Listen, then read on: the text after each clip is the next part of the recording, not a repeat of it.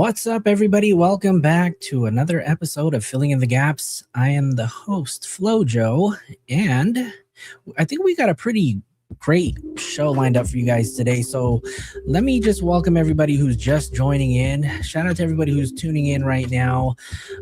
We have a few special guests that I'm going to introduce you guys in just a minute. But first, I just want to make sure that I say hello to everybody that is in the chat. Heather is in the house. Kim Wells here. Natalie Coombe, how are you? Valerie's here. Culpepper Adventure says TCB in the house. Let's go. That is right. We got a few special guests in the house. So Blair McIntyre, welcome. Where's my girl? They're on their way. I promise you guys, hang tight. First Everybody's podcast is in the house in Autumn. All right, you guys, without further ado, let me just introduce you guys to two of our guests. We have Elena from Crime Scene Collective, and we have TCB. We're going to be joining the show on Filling in the Gaps, and we are just going to be talking. Today, we're going to be covering Nancy Guthrie, right? Because there is so much to talk about on the Nancy Guthrie case. A lot that's happened in the past 24, 48 hours. And then we're going to jump into Elena Moore. So I do want you guys to just hang tight. But first, let me go ahead and introduce our guests to the show. We have Elena from Crime Scene Collective. And hold on, I don't like this view. We're going to do this view. Can you guys hear me? I can. Hi. Elena, TCB, how's it going? Good. How are you? Thanks for having me tonight. Thanks for having me. Welcome to the show. So, Elena, if you guys just want to go ahead and introduce yourself really quick, go ahead and the floor is yours.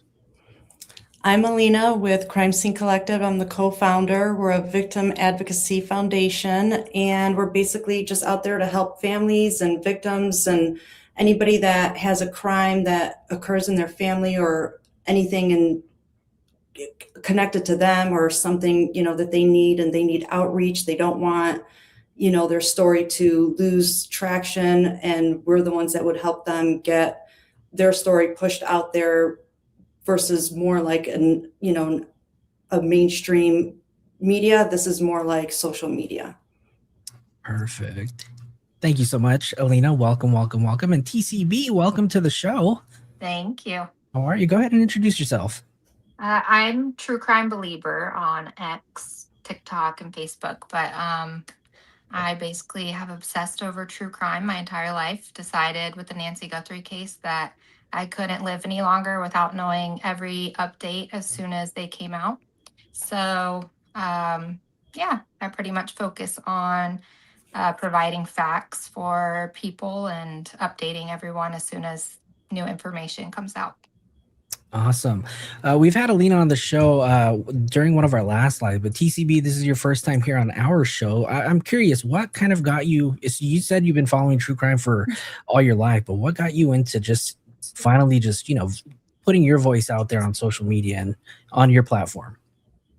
I used to just stalk cases on TikTok, and then I don't remember, I think it may have been the Nancy Guthrie case when I started to realize if you go on X, you find out information hours and sometimes days before the mainstream media actually releases it. So I was like, you know what, I'm just going to make a page. I didn't think it was going to take off or anything.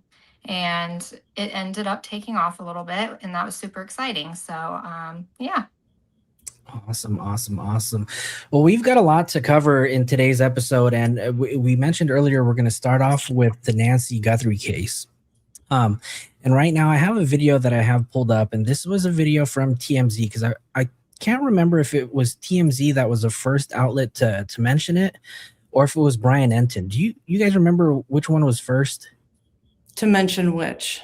The ransom note, the second letter.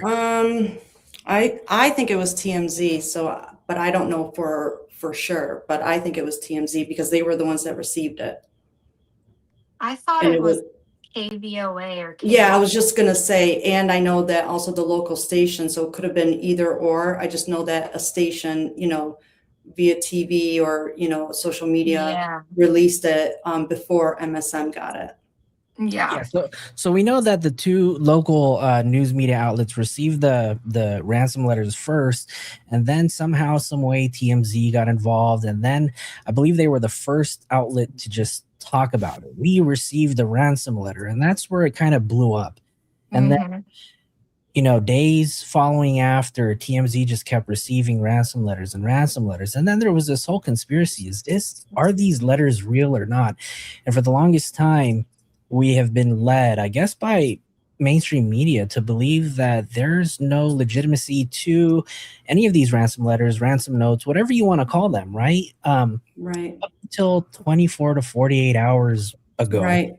where Yes. TMZ kind of drops this bombshell article, or during one of their lives. They do everything at the same time, but TMZ basically came out and he put this video out, and he put out two videos. So we're not going to take a look at the first one. We're going to take a look at the one that he put out yesterday, because it kind of encompasses everything that he talked about on the one 2 days ago. But let's go ahead and bring this video up really quick, and we'll listen to this and see, what everybody has to say about it. A lot to be confused about in the Nancy Guthrie case. We received, as you know, the first ransom note along with two Tucson stations, television stations. And in that note, the kidnappers made it clear that they wanted $4 million within days of the time she was captured. And if the Guthrie family didn't pay that money, it would go to $6 million. And a week after the kidnapping, basically, they said they would kill her if they didn't get the money. So there was a second ransom note now that we know about that one of the Tucson stations got. In that note, which was sent 5 days after the kidnapping, it said that Nancy Guthrie was dead, and that apparently said she was buried somewhere. Now, we know that the second note did not contain a ransom demand. And that's why it was so confusing that following weekend, when Savannah Guthrie said to the world that they wanted to bring their mother home to celebrate, and they would pay the money. And that money was never paid. And we know that because we have the Bitcoin address, and the Bitcoin address in the first ransom note was the same as the Bitcoin address in the second ransom note. And no money was ever paid other than a very small amount that the FBI put in to see if they could trace the Bitcoin address, which they could not do. So the question then becomes, why did the Guthrie family fail to pay the money? When you think about it, that second note saying that she died accidentally, that they didn't kill her, but she died accidentally, which is the way this is now being reported. They're essentially saying, look, we didn't do it. We weren't there to kill somebody, even though we threatened to. And she died on us. And we're sorry, essentially. I don't think they used the words "we're sorry," but they said, look, we didn't do it. She died shortly after the kidnapping. And it kind of makes sense with all her health problems, the fact that she didn't have her medications, and it must have been beyond extremely traumatic. So if that's true, what Savannah Guthrie is faced with is, we got this second note and we believe it's the kidnappers, but now they're not asking for a ransom demand in return for telling us where the body is. So we're putting it out to them. Tell us how much you want. Tell us where the body is so we can bring her home, because the $6 million may not be on the table anymore. They may be so freaked out and scared that she died and that they're going to be charged with murder that they're just basically leaving it alone and saying, we're done with this. And so to pay $6 million when it looks like they've just freaked out and gone away. What she did instead was to say, look, tell us what you want. We want to bring her home. And that means bring the body home. And they never responded after that. They never responded to us, and they never responded, apparently, to anyone else. And that may be the answer as to why Savannah said, we will pay. But she needed to know, will you give us the body back if we do? And what do you want? And they never said that. So that may explain this curiosity of her saying we'll pay, but never did. And just one other note, I have called the FBI twice again today, asking, please call, because we're trying to get some closure on this guy who was repeatedly emailing us, telling us he knew who the kidnappers were and he knew where Nancy Guthrie was buried. And still no response from the FBI. Something is going on. I don't understand it. And I'm telling you, the reason I don't understand it is we were in constant contact with them, and they were always responsive. They were calling us a lot, and we had a very open kind of relationship that went back and forth until I called about a month ago and said, look, what if we do a documentary, pay the money, and see where it leads us? And that just slammed the door shut for some reason. I don't know what that's about, but it's not coincidental that that conversation was had and then they just went radio silent. So the documentary, ladies, what are your thoughts on this whole documentary that Harvey wanted to shoot? See, now that changes a lot for me, especially because that's a little tidbit that, I mean, just the way he's looking at me, I can't even, but just the way, like, he says, he kind of like slipped that in nonchalantly there. Like, we said, you know, just, we'll do a documentary and we'll pay it, right? He wanted to say that on a lower, you know, scale, the documentary part, but then he says it louder that we'll pay it.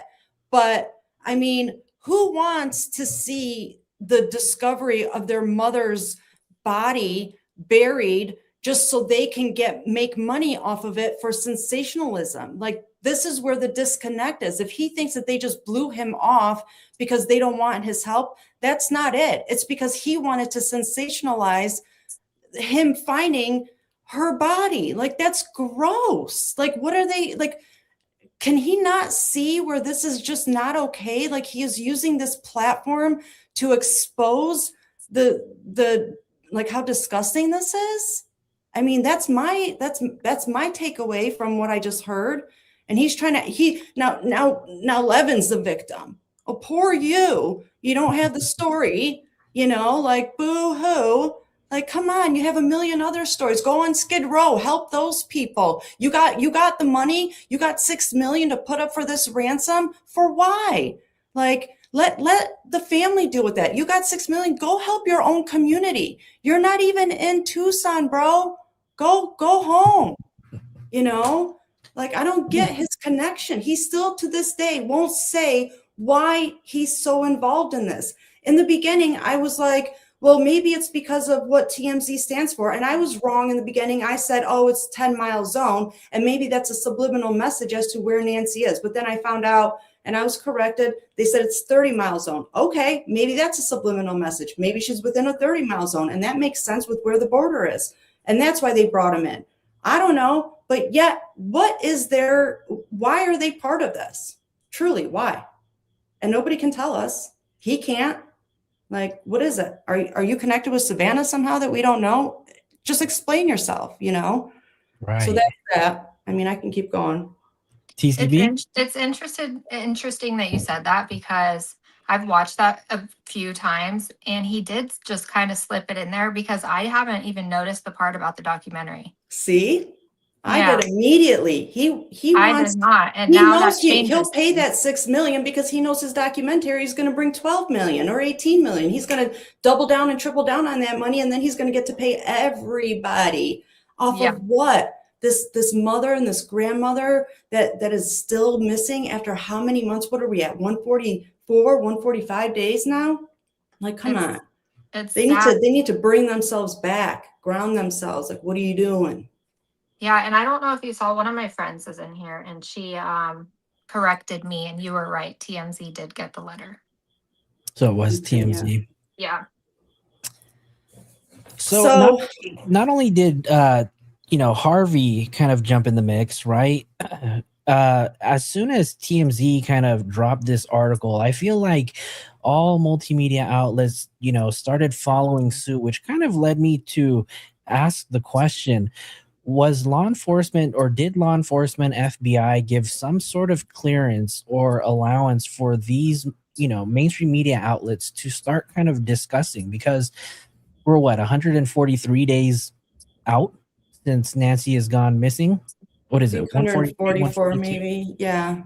One of I those. mean, Right? I count it from January 31st, so I think it's like 145, but 145. I don't know if today is considered 144 or 143, then I just always add a day. So because that's the last day she was seen alive, right? So we True. don't technically know what the true, what transpired that final day. All we know is on February 1st, she's gone. But what happened after she was seen alive on January 31st, nobody knows. So I kind of use it in my own, just because I'm, That totally makes sense. But it wasn't until TMZ kind of came out and dropped that article that all the other mainstream media outlets decided to kind of chime in and say, well, this is what we heard, this is what we saw, this is what we know the ransom note or the ransom letter says, right? And we know that another news media outlet or reporter by the name of Brianna Whitney kind of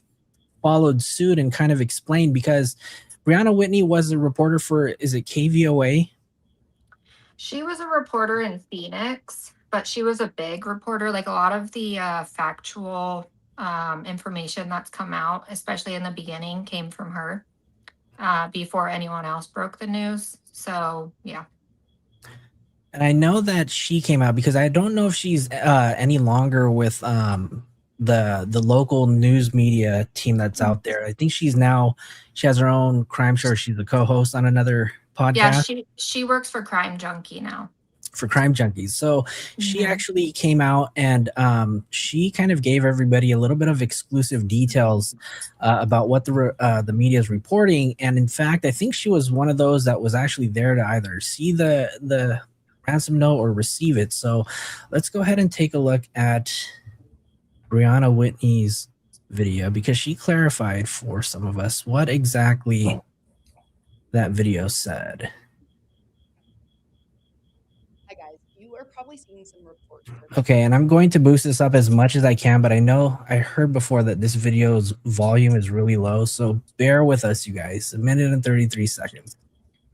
This afternoon about the second Nancy Guthrie ransom note. Some media confirming that it said Nancy died and that she was buried in nature. I'm Brianna Whitney, Crime Junkie's breaking news reporter, and I have spent months and months covering the Nancy Guthrie case, boots on the ground. And in my former role, before I came to Crime Junkie, I was made aware of what these ransom notes said as I was reporting on the case. I've seen them with my own eyes, so I want to actually provide more context as to what that second note said. The way that this note was written, it's written as we, like we didn't know this, as if it was some sort of team or whoever was involved in this. It said, we did not fully grasp the seriousness of her physical condition. It went on to say that they never intended to hurt her during all of this. They continued and said she perished shortly after she was taken. They believe that it was heart related. And then what the reports were confirming earlier today, that she was buried with nature. And maybe the most important part of the second ransom note, it said, nothing you could have done could have changed the outcome. We are truly sorry.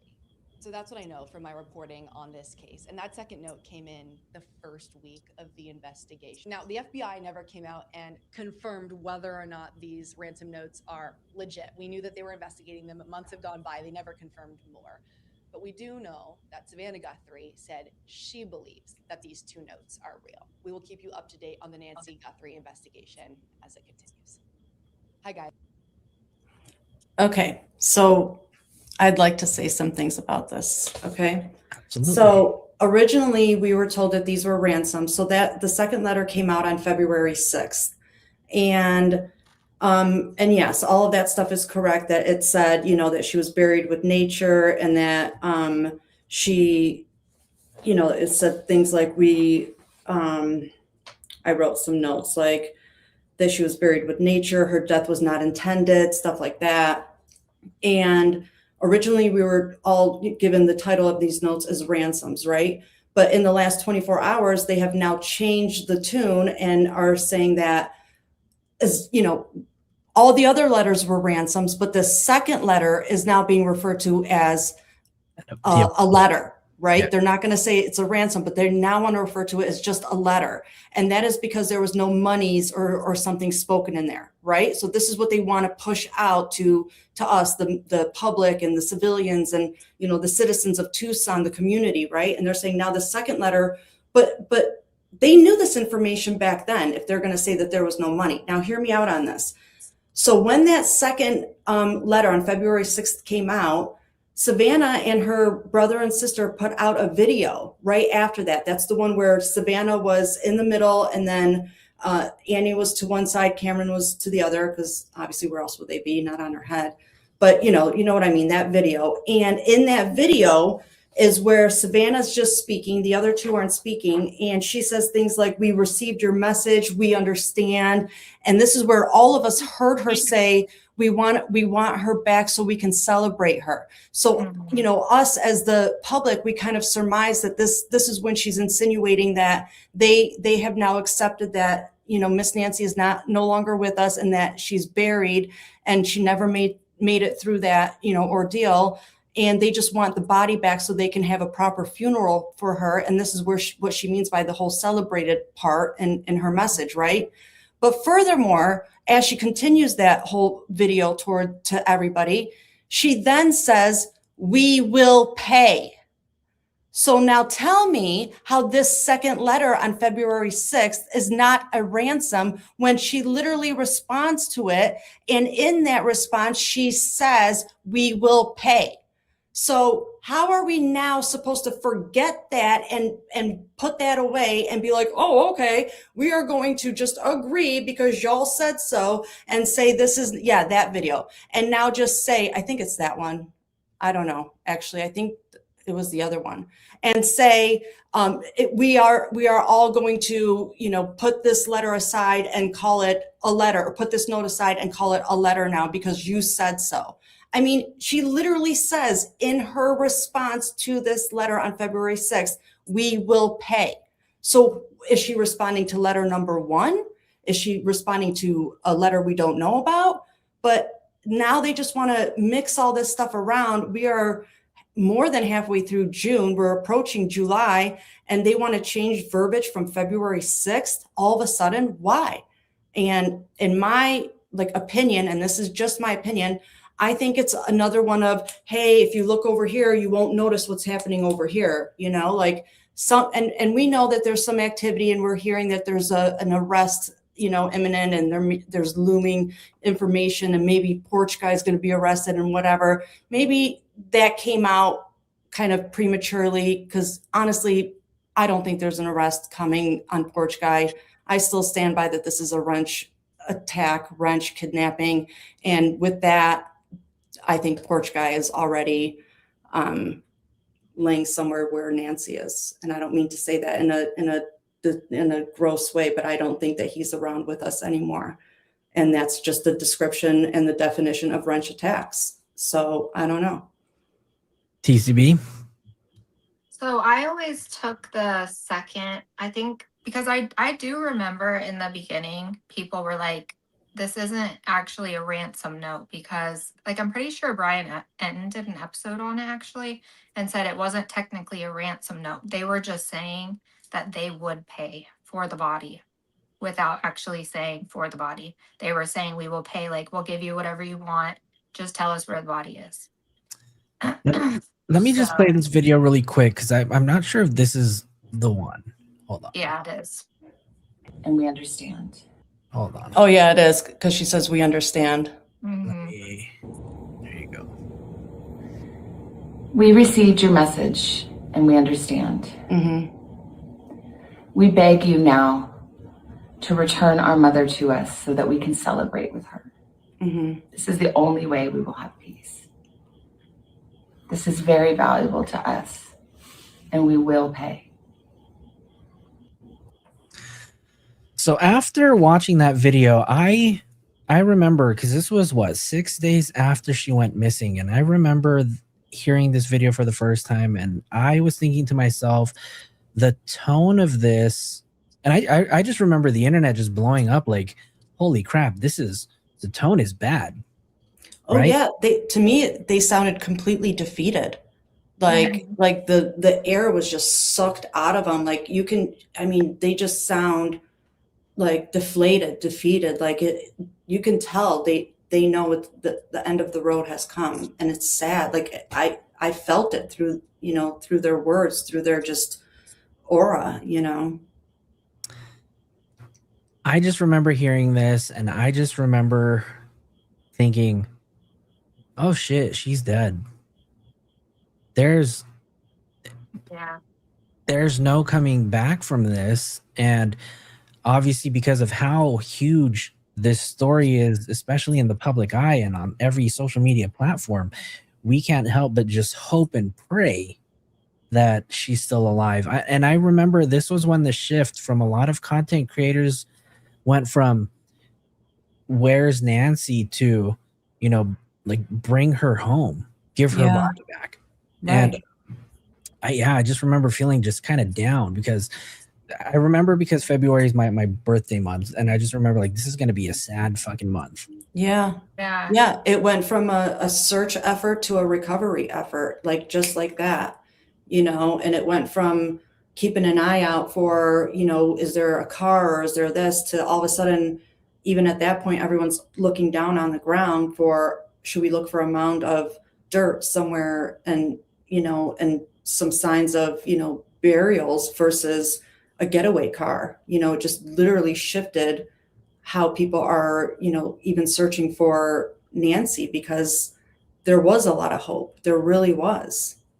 Yeah. And what are your thoughts on that note itself, just with some of the things that were mentioned in that note?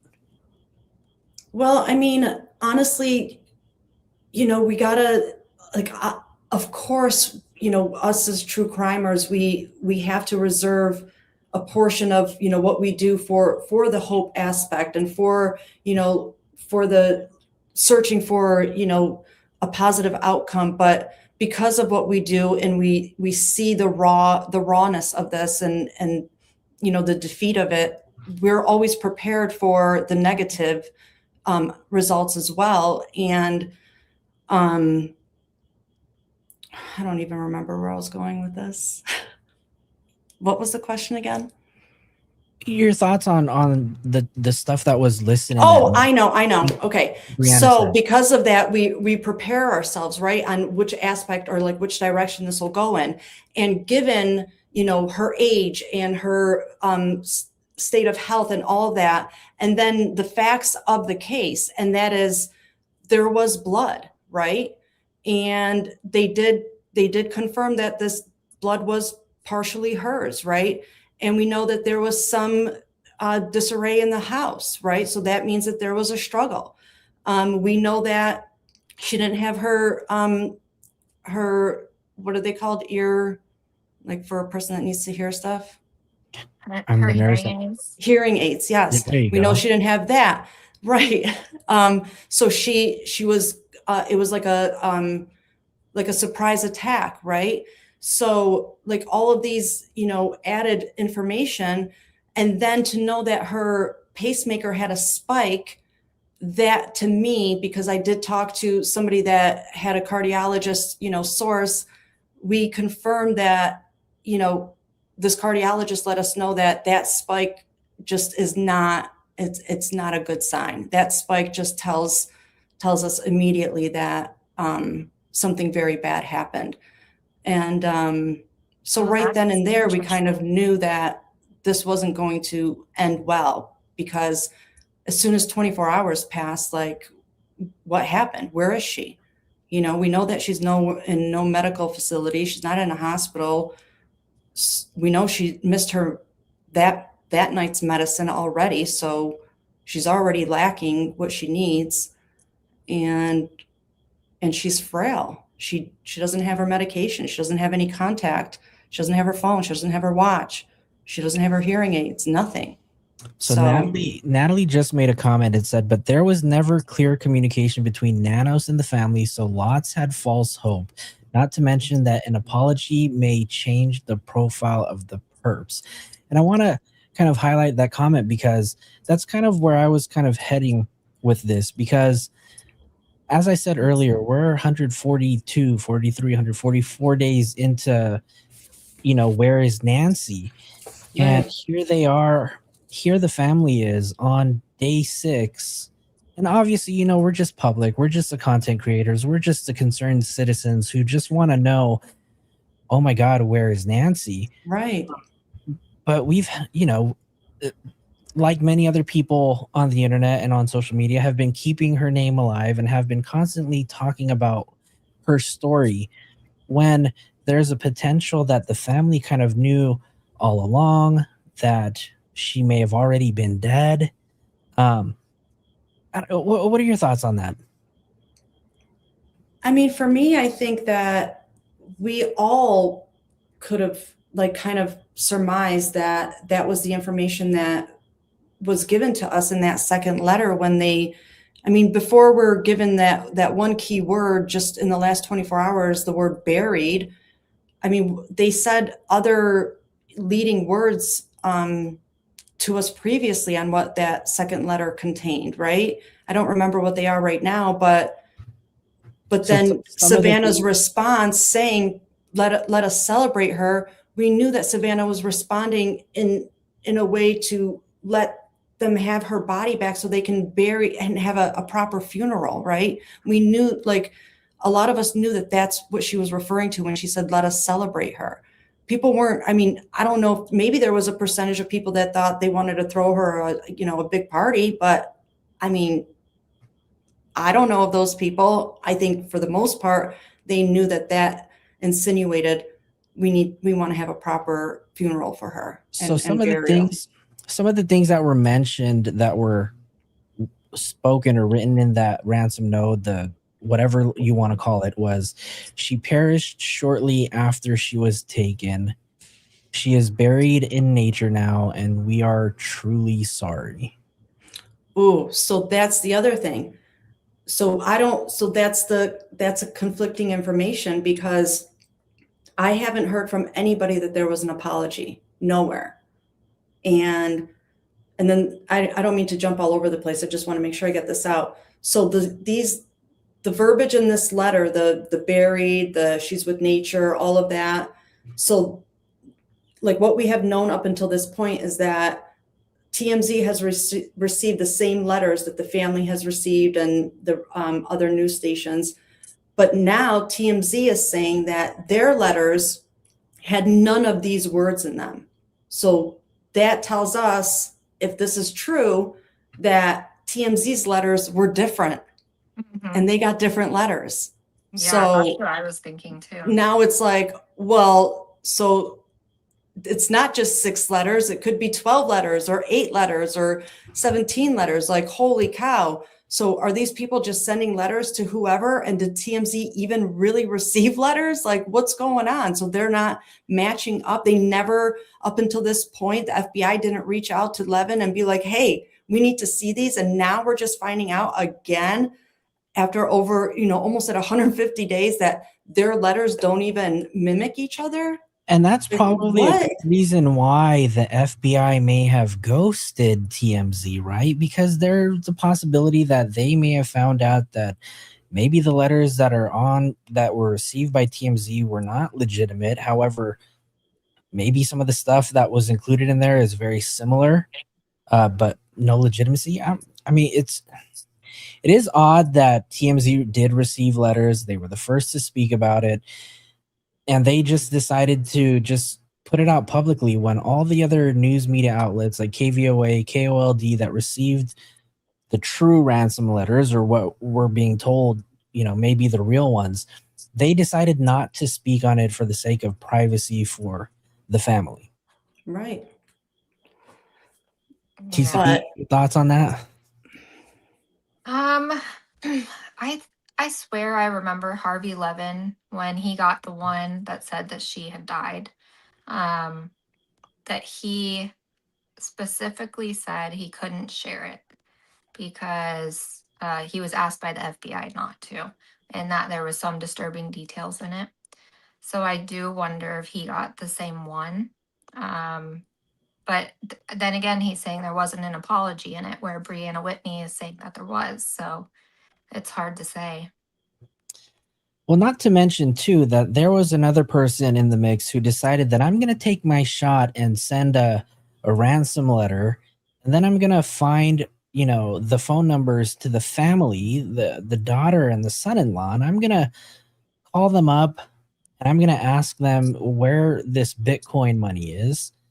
Derek Colella, right? Derek Colella decided that he wanted to join the mix. And not only... he became a celebrity overnight, right? And the crazy thing about Derek Colella is he's all the way out here in California. He's nowhere close to the Tucson area. And he was immediately picked up. I don't know if this was on February 13th. Was this the same day that everything was going down? No, he got arrested. It was whenever the FBI did their first press conference, which I think was within the first week. I could be wrong, but I'm pretty sure it was. Let me get that. Derek Colella's arrest date. Okay, so he was arrested on February 5th. Yeah. So February 5th. Oh, wow. So this is before even this video came out. Mm-hmm. Wow. Because he sent it like within the first couple days. So he was really just trying to get in quick and make a run for it. What are your thoughts on his connection to the family? I mean, it's pretty easy to find people, and I would assume that Annie and Tommaso probably were easy to find because they're not celebrities and they probably don't have their stuff hidden. So I wonder if that was it, but I do find it interesting that all of this is coming out when he is about to take a plea deal. Take a plea deal, right? They say actually for what? Wasn't he supposed to be in court today or something? I thought it was today. His court hearing got delayed. I don't know anything about this. Yeah, it's really interesting how all this stuff's coming out, and his court date I thought was today, but I'm not sure. I haven't heard anything about it. So I think I heard, if I'm not mistaken, that his court hearing was delayed. But the question is what is he going to change his plea to? Is it going to be a guilty plea? Is it going to be a no contest? I mean, what exactly are we looking at with this Derek Colella guy? I think I have it. Let me look. You guys tell me what did he do? He's the one that sent a text message to Annie and Tommaso. I thought it was Levin was in hot water for something. I'm like, I need to know. Oh, no. No. I was like, what did I miss? Oh, yeah. Okay. Sorry, I don't mean to cut you off. Let me see if I have. Let me grab a photo of Derek Colella in case you guys don't remember who this guy is. Let me see. Gold Digger said yes, court today, and pushed out to July 2nd. July 2nd is a busy court date. Oh, yeah. July 2nd. So this right here is Derek Colella. He was the person from California who decided to put in that fake ransom. He made an attempt to send a ransom note and then proceeded to call the family. We got a few photos of him. This gentleman right over here. And I remember when this guy's name came up, but nobody could confirm. And then a few hours later, ding, ding, ding, this is our guy. This is the person who sent the ransom notes and called the family all the way from California. If I'm not, was it Torrance, California that he was in? Oh, yeah, sounds familiar. I think you're right. Yeah. Let me see.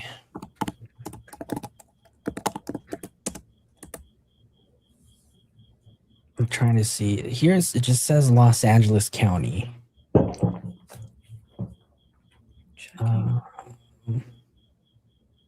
Anybody in the chat knows where he was? I want to say Torrance. I could be wrong though.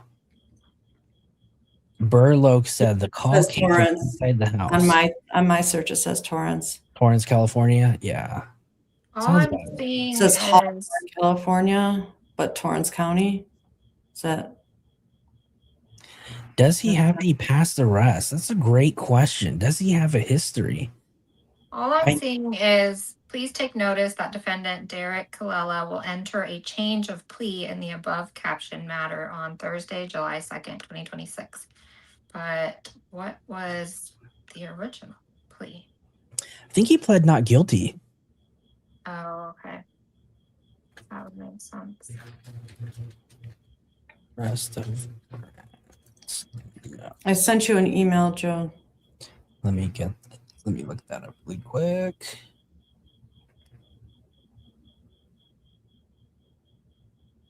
Hold on, let me see. This is a real. He made a 9-second phone call to a family member. I don't know if that's where he just kind of called, waited for them to answer. And This is from the attorney's office. The report I sent you. He either called or texted and said, hey, did you get the message? Or did you get the ransom? It was something like that. Gold Digger says he lives in Hawthorne, California. First Liberties podcast says, yes, he had a huge history of fraud. Yikes. On that link I sent you has his case number and everything. Hold on. It's from the government site. Oh, here it is. Let's go ahead and pull that up really quick. All right, you guys can see this. Let me just make this a little bit larger. So it says Tucson, Arizona, a California man charged with transmitting a demand for ransom made an initial appearance today in federal court in Tucson, announced U.S. Attorney Timothy Corshane.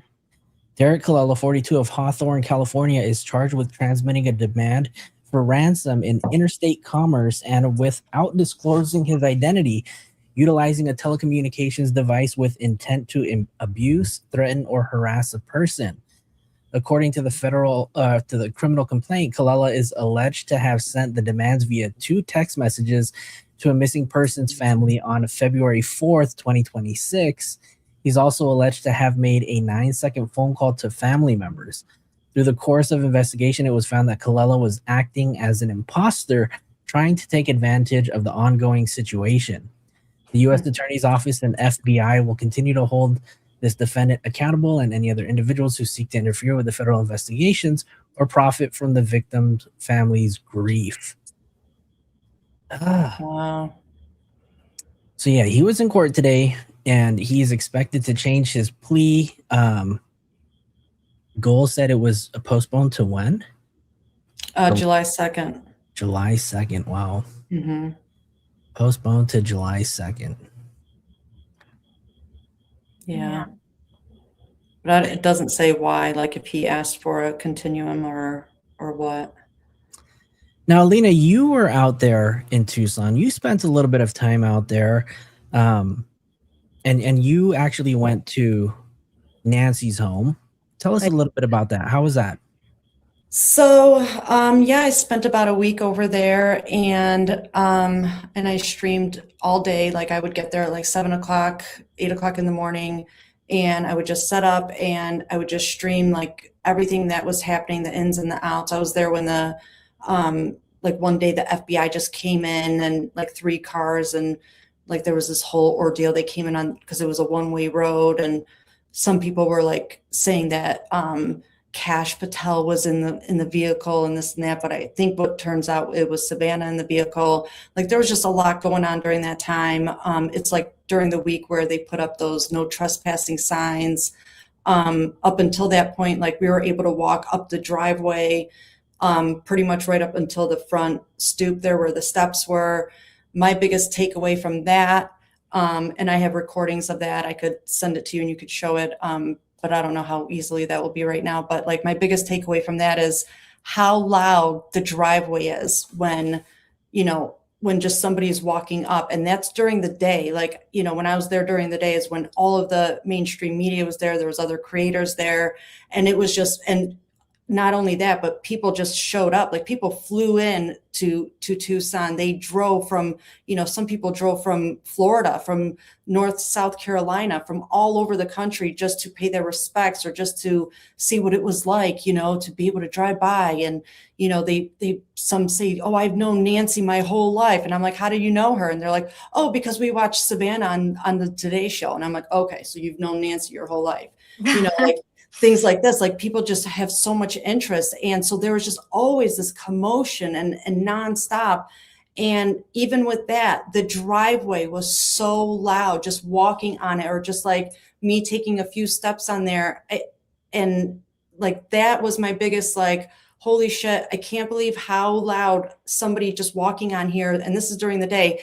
And then to think at night, somebody coming up and with, no lights, no nothing, and how, just the footprint or footsteps coming up on that driveway, how loud that must have been. And the cameras around, how they could pick that stuff up. Like, I don't know how everybody else's cameras are, but like I had the Ring camera before, I've had the Nest camera before, and some of them will get activated based on loud noise. And that to me would have been loud enough to be activated, because it's like this loud crunching, like you're eating Captain Crunch, but like so dry that, like you just got it from the factory, and I don't know, like that was like so surprising to me that nobody even mentioned that whoever was there, whoever did this, knew to walk that driveway in a certain manner to avoid that, because you couldn't walk that driveway and not know what to expect. Like the rocks that, like her landscaping, the rocks that surround her driveway are stacked. And, we know that she's had that house since the middle of the mid 1960s. So we don't know if those rocks have been stacked since the 60s or since last week. So if that person wasn't familiar with the landscaping there, and if they hit one rock, it would have caused a rock avalanche, right? Which would have caused more noise and commotion. But this person knew exactly where to go and how to manipulate the walkway and the steps. The other thing that stood out for me too is, and I know this is going to sound super weird, but her steps only had 2 steps. And if you're walking there at night, in our, like how we were raised, and like typically, and you guys can check this out, steps it's typical in all of our lives that like if you're going to a park, you're going to a restaurant, it comes in 3s. So when we're walking on memory, our legs will do 3 steps, not 2. And if we do 2, our leg will automatically do a 3rd step. And then we're like, oh, and we kind of trip over ourselves. Well, these steps only had 2. So this person had to have known that too. And to me, that stands out. Like, this isn't a normal setup. And that middle, and then she has a very narrow, thin handle, like a, railing in the middle of those steps that's black and thin. So how did he know? And it's kind of wobbly. How did he know he wasn't going to run into that and cause metal soundings, right? He knew that. He knew everything about that area. He knew everything about her house and where to go. And, even when he turned to grab the brush, he knew that it was to one side or the other, because he accidentally turned that way and started to bend down. Then he's like, oh shit, it's actually on this side and bent down. But by memory, he knew like it was because he already started to bend down to grab that brush, right? Like that's what leads me to believe that this was planned, and it was either like a blueprint given to this person, like you're going to go here, you're going to see that, it's going to be here. And, it's just, I don't know. there was a lot of things missed for sure. I was able to get a hold of the indictment for Derek Colella. Let's take a quick look at this really quick. So it says here the grand jury charges. Let me see. Okay, we can read a little bit of this. It says NG is an 84-year-old woman with mobility issues that likely preclude her from walking long distances unassisted. So we all know that from reports from the family, basically saying that, you know, she had mobility issues. She could barely even walk. What we were told is she could barely walk to the mailbox, right? Right. Nancy was last seen inside her residence in Tucson, Arizona on January 31st. The next day, on the morning of February 1st, 2026, a friend of NG contacted NG's family and notified them that NG had not attended church that morning. At approximately noon on February 1st, 2026, Nancy Guthrie's family entered her residence and searched for NG. When they could not locate NG, they called the Pima County Sheriff's Department. NG's personal items such as her wallet, car, cell phone, hearing aid, and medications were at her residence. NG's blood was found on the outside of her residence near the front door. And then on February 2nd, KOLD, a CBS affiliate in Tucson, Arizona, received a ransom demand from an unknown source via their online tip portal. The demand listed a Bitcoin wallet address to receive the ransom payment. Then on February 4th, 2026, NG's family published a video asking NG's kidnappers to contact them about their mother. AG and TC are the daughter and son-in-law of Nancy Guthrie. Both separately received a text message from the defendant, Derek Anthony Colella, using the phone number ending in 0552 and stating, "Did you get the Bitcoin? We're waiting on our end for the transaction." The 0552 number was associated with a voice over internet protocol, so VoIP, text and call application that allows users to obtain another phone number for their mobile device separate from the number assigned to them by their wireless carrier. The 0552 number was registered to the following email address. Okay. Please do not send this guy any emails, you guys. Anybody out there. Defendant transmitted the text messages from California to AG and TC, who were both in Arizona at the time. It says, on or about February 4th, 2026, defendant Derek Colella in interstate or foreign communications made a telephone call and utilized the telecommunications device, whether or not conversation or communication ensued, without disclosing his identity and with intent to abuse, threaten, or harass any specific person. That is, defendant Colella texted AG from the phone number ending in 0552, stating, "Did you get the Bitcoin? We're waiting on our end for the transaction." On February 4th, defendant Derek Anthony Colella in interstate or foreign communications made a telephone call and utilized the telecommunications device, whether or not... Okay, I feel like we just read this.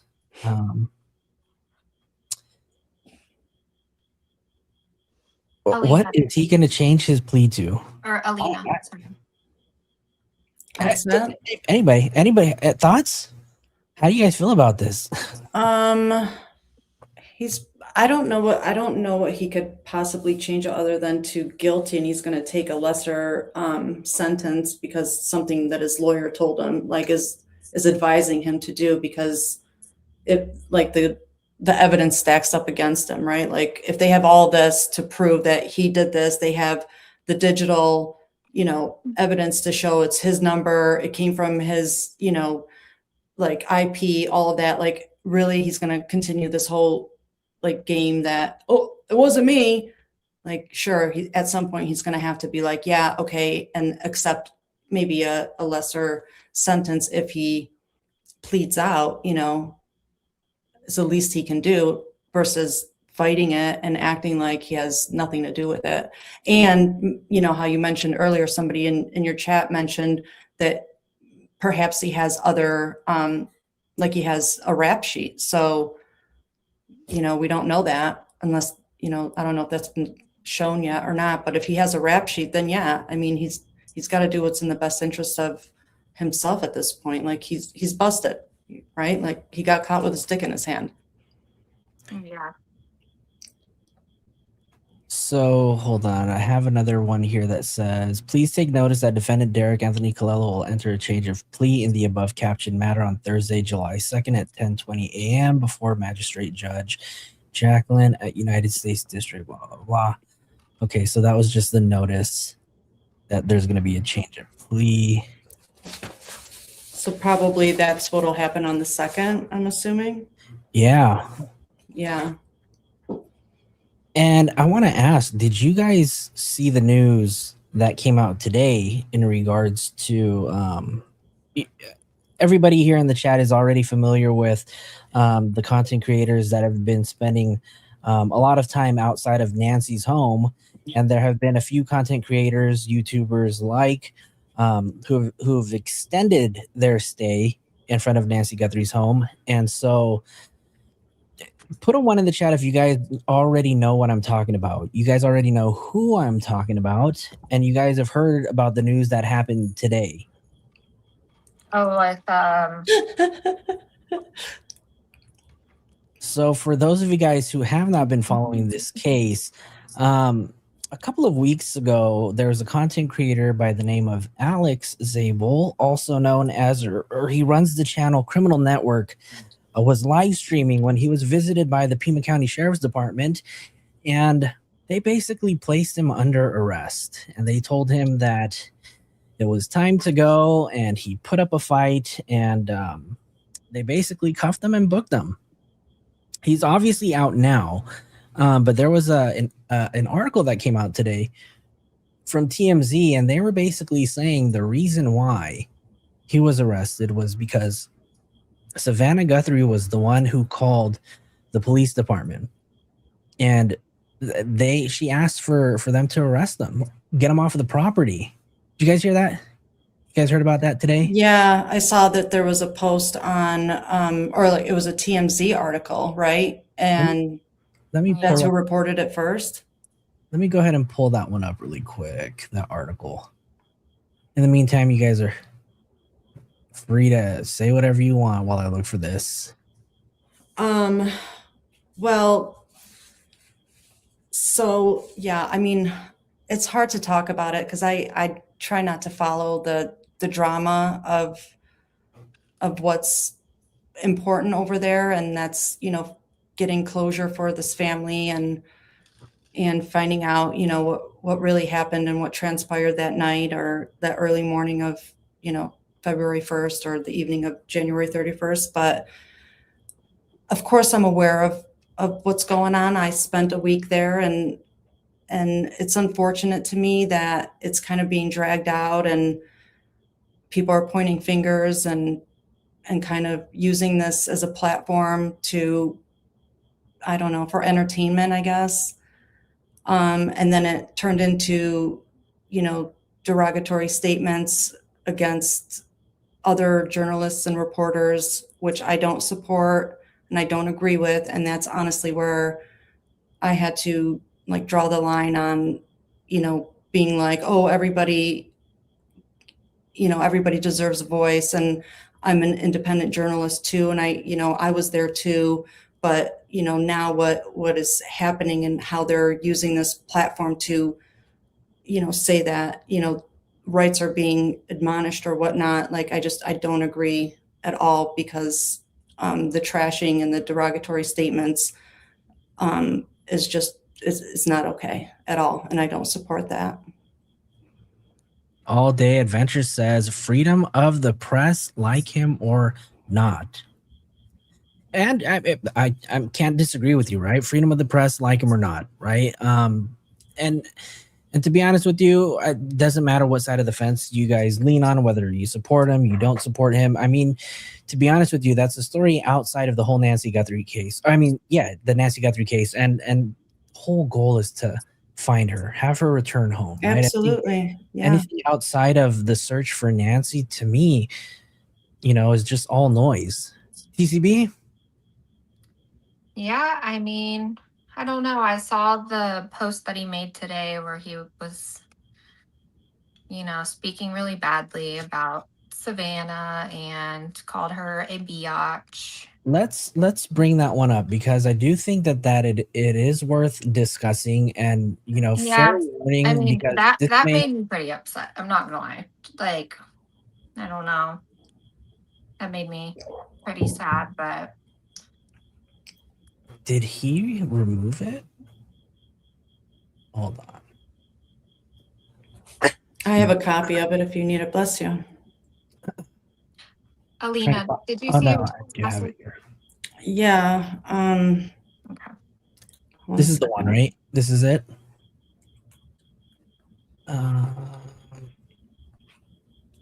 Okay, well, let me read this, because Criminal Network put this out earlier today. This was about 8 hours ago. Nancy Guthrie, Pima County Sheriff's Department. He tagged everybody. The invasion of so-called journalists who have been taking advantage of someone else's tragedy to increase their social media followers and potentially benefit financially. Detective M. Perez. So Detective Perez seems to be writing more from her feelings than from the law. Is she upset about how I make my money? Is she upset that independent journalists and content creators are covering a story that the public wants answers to? So-called journalist. Is this a police incident report or a commentary on my personal life? Law enforcement reports are supposed to document facts, evidence, and observations, not personal opinions about someone's profession, platform, audience, or income. Pima County is in deep trouble, folks. And in closing, a gray undercover Ford Explorer has been cruising through my apartment complex. And I waved. Was I not sharing this the whole time? Or hold on one second. Sharing what? It was supposed to be sharing his tweet. No. Here it is. Where is the one that where he had some nice words for Savannah? Did he just remove it? I'm looking forward to see if I can send it to you. Hold on. Yeah, you have that one. Savannah. Let me go ahead and play this really quick, because Zach Peter put out a video today, and then he reposted, and I thought he had some commentary for that tweet, but I could be wrong. Guthrie wants you to leave her mother's house alone. So apparently she's been complaining to authorities about YouTubers that have been outside of Nancy Guthrie's home trying to investigate her disappearance. And so now there's an incident report that started to surface online involving this YouTuber, Alex Zabel. And I guess Alex has a YouTube channel called Criminal Networks at the end of it. And so this incident report has started to go around where it shows that Savannah is contacting local authorities claiming that his mere presence alone is upsetting to her. And she's extremely upset that he's continued to live stream from outside of her mother's home.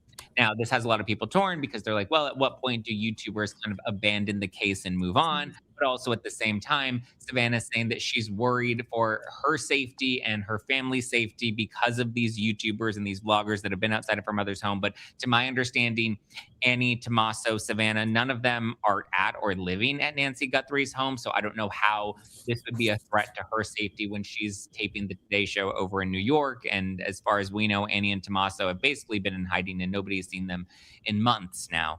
So I don't know how this is a legitimate safety threat for them. I understand how maybe it could be an annoyance. Sheriff's County deputies have gone to the scene, and I guess this man has been detained amongst other YouTubers. But for whatever reason, Savannah is not happy that YouTubers are still out talking about her mother's case and covering it live from Pima County, Arizona. So I don't know. What do you think? Is this, I kind of feel, I get the point of like, yes, I guess it is annoying, that people are still outside the home, but also we have no answers. We don't know what's going on. And these are some of the only people that are keeping this case alive. So wouldn't you kind of be at least somewhat grateful? I mean, I guess you could feel like maybe they're exploiting the story. I don't know. I feel like it's so strange that we still have no answers, and Savannah seems more upset about YouTubers than she seems to be upset with the Pima County Sheriff's Department, because she's sending the Pima County Sheriff's Department after the YouTubers to arrest them. I don't get it. I genuinely, everything about this case just is so bizarre to me, and I don't understand how this is what we're outraged at, rather than the lack of information or the lack of suspect, the lack of arrests. I mean, I guess we're making arrests. They're just not towards anybody that actually took Nancy Guthrie. I don't know. Drop a comment below. Let me know your thoughts. Savannah Guthrie anybody that actually. How do you guys feel about that? Yeah, I mean, go ahead, TCB. I don't know. Stuff like that just pisses me off because it's almost like I feel like people are attacking the family and like as if they're not going through enough.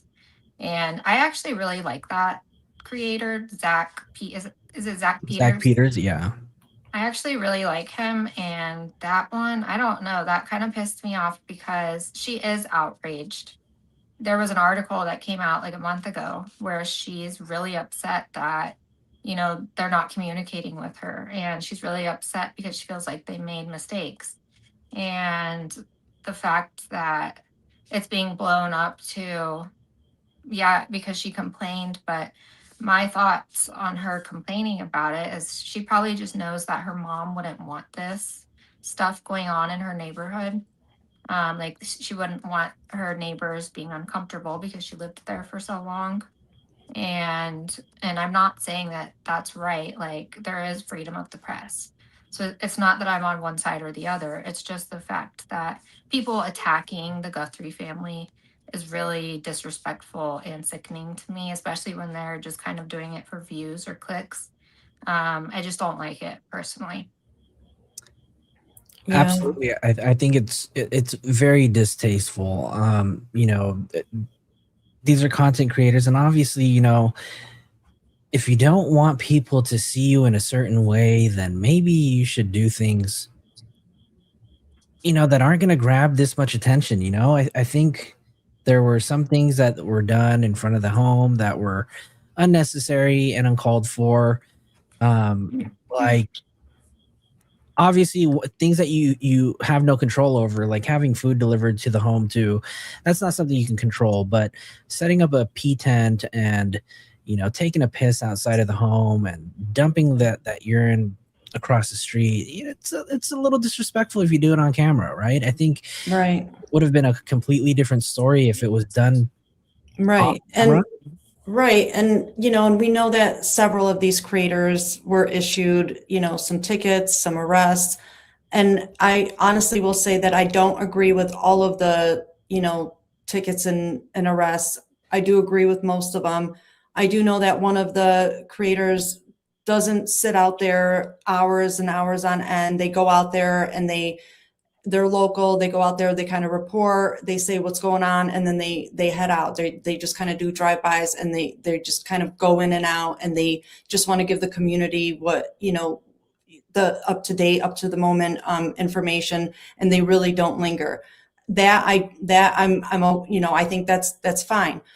Another thing that I think that is kind of been overlooked is, when I was there in the middle of February. And during the time that I was there was a lot of activity with the house and, a lot of, changes and stuff like that. One of the things that happened when I was there was, I don't know who ordered this, but the house was equipped with full cameras. So, they had a company come out and they installed cameras everywhere, like almost like full surround, like in the front, on the side, and on the roof, in the back, here, there, everywhere.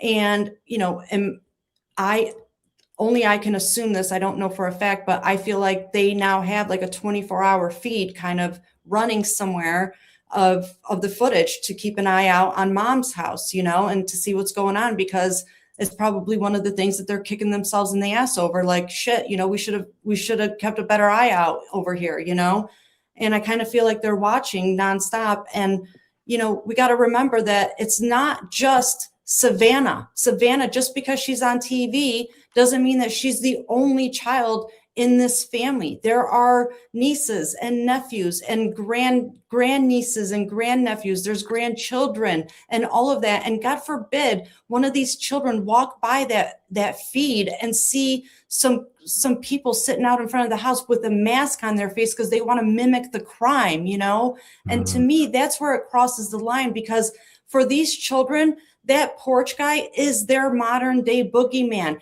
And it's going to be perhaps for the rest of their lives. That's who they fear. that is who they are afraid of forever, because that's who stole Granny. That's who stole Grandma or Nana or whatever they called her, Gigi, whatever, right? That's who took that special person away from them. And for children, you know, that house was a celebratory house where they had holidays and this and that. And now they have to maybe walk by and see some people taking a piss or a shit and then, you know, mimicking with a mask and laughing and being high or whatnot. Like, come on, enough is enough. Like, trust me, I support all of it. I'm doing the same thing, but please, like, can we just be more conscious of what is really being, you know, pushed out through this agenda? That's it. Yeah, I I'm agree. curious.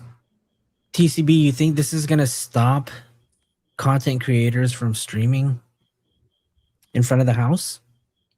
I do.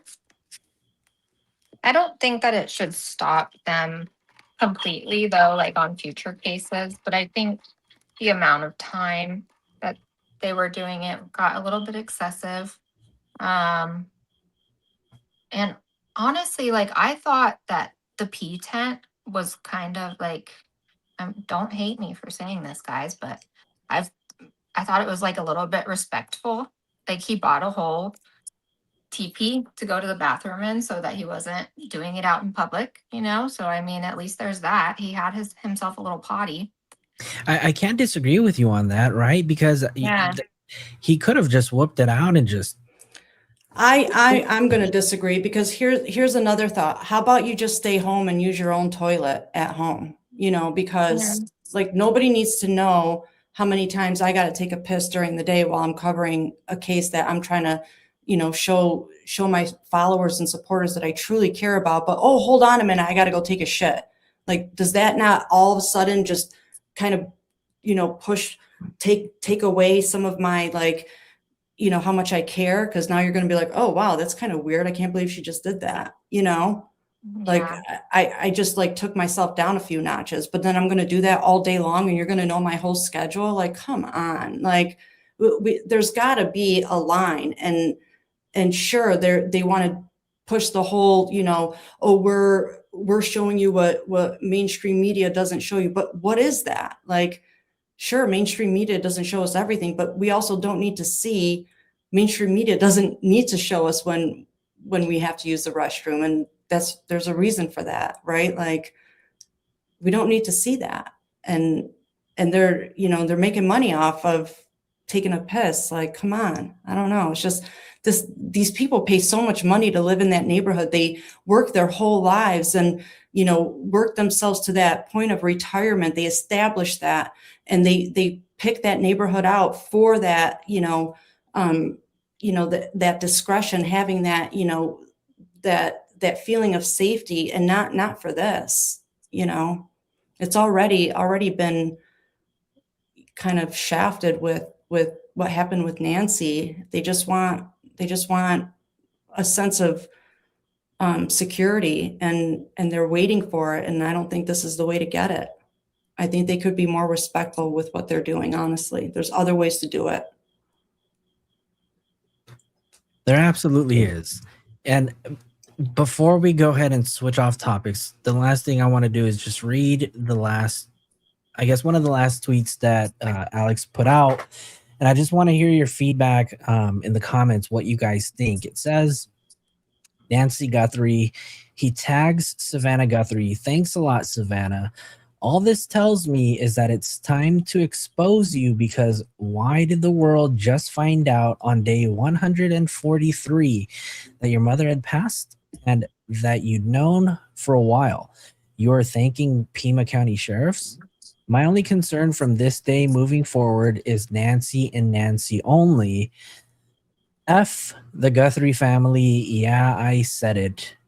Criminal MF Network. P.S. I have done more for your mother in the last 4 months than you ever will to find answers. Deuces, biatch. Okay, so I mean, if that's his stance, then let's just say, I mean, I don't see this happening, but let's say he finds Nancy, and if he's saying F the family, where's he going to produce Nancy? To who? His viewers? Because isn't he doing this for the families? Like, isn't that the point of wanting to be in true crime, is because you want to bring closure to families and help them with the case in front of them? Because, like, if that's lost on him, then he needs to revisit this. Yeah, I'm a little taken aback by this this tweet. You know, I mean, I share the same sentiment for the first paragraph or the first thing that he mentioned, you know, but also at the same time, I also recognize it's none of my fucking business, you know. If the Pima County Sheriff's Department, if the FBI, if the mainstream media is going to tell me any updates on Nancy, sure, I would like to know. I'm a concerned citizen and I care about the return, whether she's dead or alive.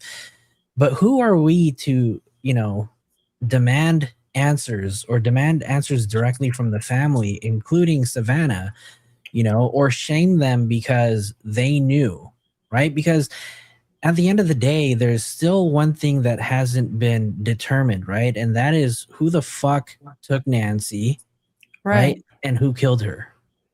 Yeah. So, But plus, we have to remember that it's not like Savannah is this lone person acting all by herself. Excuse me. She has, you know, she has people directing her. She has people telling her, you know, don't look left, only look right. You know, all of that. Like, they're telling her the, you know, how to move, you know, with this, and she's being advised by lawyers, by, you know, therapists, by medical, probably a board of, you know, like doctors, everything, saying, you know, how to tame the audience, you know, and how to kind of have them at her fingertips so it doesn't cause waves in this. And like, their biggest goal is to bring mom home, you know, so she's going to listen to whatever they tell her, because honestly, that's their goal, is they want Nancy home whatever possible way they could, so they could have a final closure. So it's not like, you know, everybody thinks that Savannah and Annie and Cameron are just like out there, like, you know, loosely and doing whatnot. They're not. Like, I can literally 99.9% guarantee you, but obviously I have to say, this is just my opinion, that they are being led in this entire process.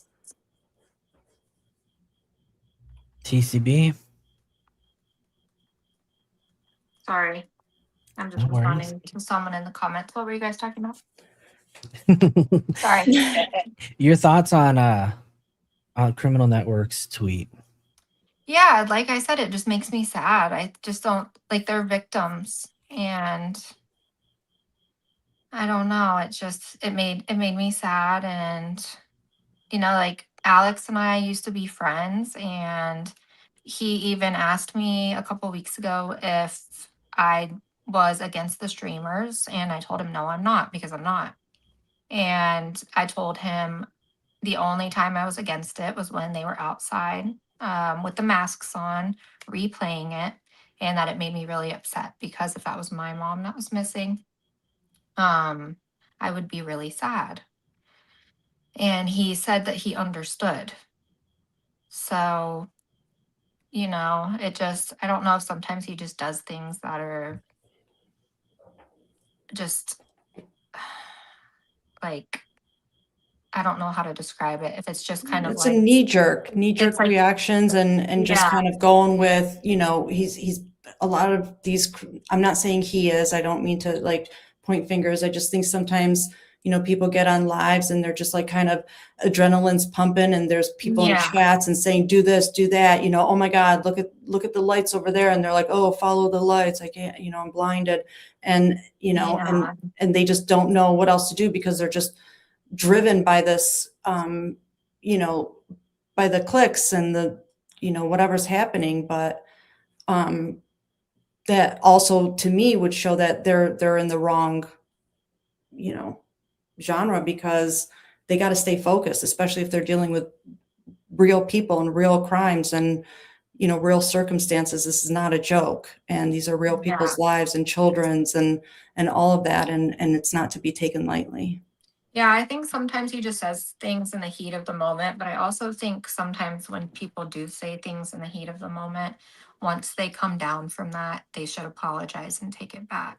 Absolutely. And not double down and triple down and stand down on everything and come back day after day and, rebuttal with the people that you're, having these derogatory terms, for, and then saying, I stand by what I'm saying, and then saying those terms and then worse. Like, it entices violence, and I don't condone that, and I don't support that. And it just put him into a whole different spectrum for me. Yeah, it made me really sad. Yeah, me too. And the part with him calling Brian the F word and him being my friend and him knowing that I was gay. I don't know, that kind of hurt my feelings, but I don't know. I mean, yeah, it's unfortunate. I don't think he realizes the enemies that he has made and is continuing to make with those statements. yeah, and it's unfortunate because I don't think that he is a bad person. I really don't. So, And then I'm also wondering too if he truly means what he said. I think there could possibly just be this moment of bravado that's like, I have to defend myself, and whether it's right or wrong, you still do it. But I mean, does he truly believe that? Because I think he's done it more than once, right? Well, that's what I mean. Like, and that's exactly what I was just, referring to. Like, you have that opportunity because you have an audience. He has an audience and people are listening to him. He has like 20,000, subscribers or whatnot. And he had the opportunity to walk it back and explain himself. But instead, he chose this opportunity and this audience to double down and triple down, and then use the same words and then use even worse words on the same topic and say, like more derogatory statements, which, for this community, it entices violence. Like, he's not living that life where, TCB is, I am, and I understand what this involves, and it's not okay. It's not. And he feels all high and mighty, but he doesn't understand the undercurrent of what this really means. And it's like, you have no idea what you just started, where we're over here trying to calm this, and it's been going great, and now you got to go and rile this shit up again. All right, you want to fuck? Let's fuck. Right. Now, do me a favor, you guys. If you guys are still in here, you guys are in the chat. Put a 1 in the chat if you guys are still here, because we're about to switch on over. We're about to jump into the Elena Moore story. So I hope you guys are still following along. We'll wait for you guys to put a 1 in the chat. I'm posting the link again. So No worries. And I'm dropping your guys's Awesome. links in the chat as well. So you guys, everybody in the chat, if you guys can go follow True Crime Belieber on we got to get TCB subscriber count up on YouTube. We got to get Elena's count higher on YouTube as well. So you guys, yes, please subscribe to their channels. We're also very appreciative that they are here joining us today on Filling in the Gaps. So let me get everything kind of set up here really quick, because we talked a lot about Nancy Grace, which is great. Yeah, we did. It's been a while since I've covered Nancy on this channel, so I'm glad that we were able to talk about it and do some updates on it. we need to cover Amy Hilliard one night. I don't know if you guys have been following that. No. Well, now that you brought it up, I'm gonna have to look it up. So I'm not gonna have a choice after this. Yeah, I'll send you some of my links about her. All right, where do we want to? Yeah, definitely send the links. Mm-hmm. It's a weird situation. It's actually very comparable to Elena Moore, except for some reason there isn't the same coverage. And Really? it happened way before Elena Moore. It happened a couple Really? for Elena Moore. Yeah. And I'm very curious what kind of drives the national media attention on a case. Me know, too. So I mean, if Elena and what was her name? Amy Hilliard? Amy Hilliard, yeah. Amy, if their cases are so similar, why does one get more attention than the other? That's what's interesting to me because they are extremely similar. The only difference is that Elena's body was found and Amy's never was. But she Wow. went missing like within the last couple months, and I kept pushing it, and a couple other true crime creators kept pushing it because it's so mysterious. And for some reason, like the national media never picked it up. Well, I mean She's out of California, Oakland. Yep. Oh wow. Yeah, I found it. That's right here in California. Yeah, I'll send it to you, Joey. Let me give a shout out to Coco Mom. Thank you so much for gifting 10 memberships. If you received the gifted membership from Coco Mom, please make sure you thank her in the chat. All right, you guys, we're going to be moving on and we're going to talk about Elena Moore. TCB, you want to start this off for us? Sure. So Elena Moore was a 39-year-old personal trainer. She was also a bartender and a pharmacy tech. And so she worked with people all the time in each of those professions. She went missing on June 11th. And on June 12th, her husband reported her officially missing. And then what was the day that they found her body? Was it the 13th? Yeah. Yes. The day after she was reported. Yeah, so she was last seen leaving a Planet Fitness. And supposedly she was struggling with mental health, which I am struggling to believe personally. She had just checked out of a mental health facility on the 11th, the day that she was last seen. But apparently she went there voluntarily. And she came back, she went to a CVS, and then she went to a Planet Fitness. So after the Planet Fitness, she's seen walking into the woods, and they never saw her again until they saw her on camera at Publix a couple hours later. And then they never saw her again after that until they found her deceased in the woods nearby. So I'm actually curious on one thing. So you mentioned that it's been reported that she struggles with mental health illness, but you yourself don't want to believe that or something. But then you said how she checked herself in and out of a mental health facility. It hasn't been officially reported that she was struggling with mental health, but there's been rumors going around that she did. And of course, when you see the footage, it looks like she does. Yeah. And I mean, her checking herself in and out of a facility would kind of insinuate that there's a struggle there too, right?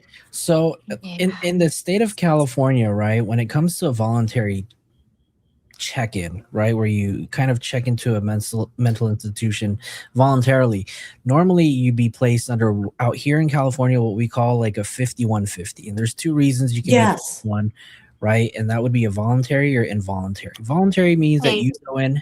Excuse me, guys. Yeah, sorry, I didn't mean to interrupt you. One of my friends in here, Harley freaking Quinn, she wants to know if you guys can delete her most previous comment that had the sheriff's name. Oh yeah, absolutely. We can do that. Okay, sorry. Well, hold on. Let's make sure She was actually messaging me earlier with some interesting info. Is it in my chat? I'm trying to see in my chat. Yeah, it's in yours. Let me see. Or mods. I tried to delete it. Did it work? Hopefully it's gone. I don't know if I can. It gave me the option to delete it. So okay, perfect. I think You're it's welcome, gone. love.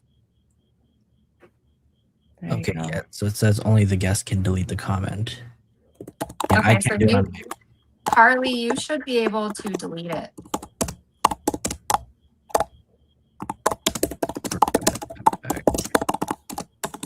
I forgot what was I saying? 5150. 5150. Yes, the 5150, right. So yeah, this is obviously in the state of California. I'm not sure what it is in South Carolina, but here in the state of California, 5150 is where you'd place somebody under a voluntary or involuntary hold, and that hold is normally a 72-hour hold. And there's 3 reasons that a person can be placed on a 5150 hold, and that would be if the person was a danger to themselves, if the person was a danger to others, or if they were gravely disabled. Now, gravely disabled would be deemed as someone who can't provide food, shelter, or clothing for themselves. So they would be kind of listed as gravely disabled. 2 people can place you under a 5150, and that would be law enforcement or medical professional, normally a doctor or whatever.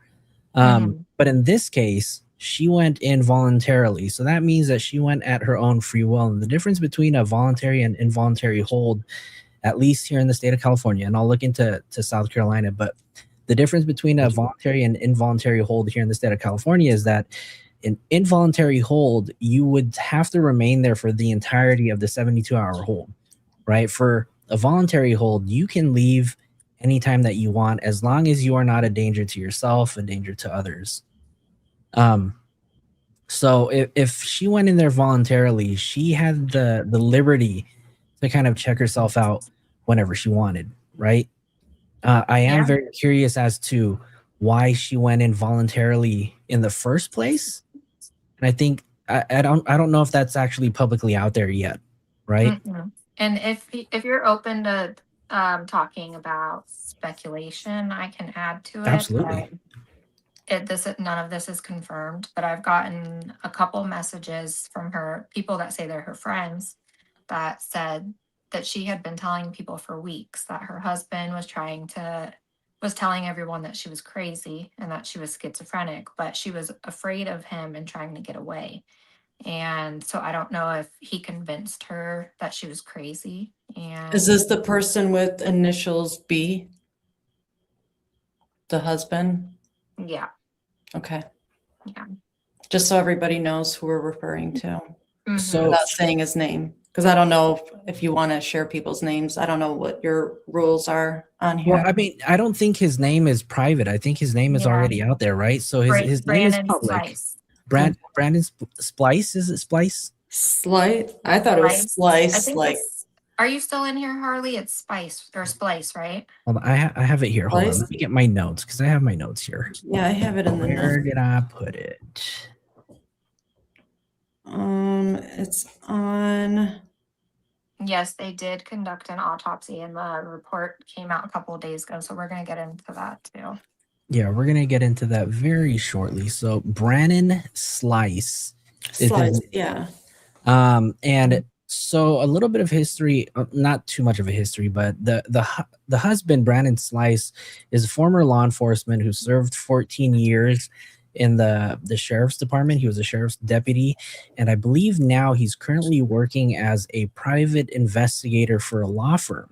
Mm-hmm. The law firm's owned by, is it his sister?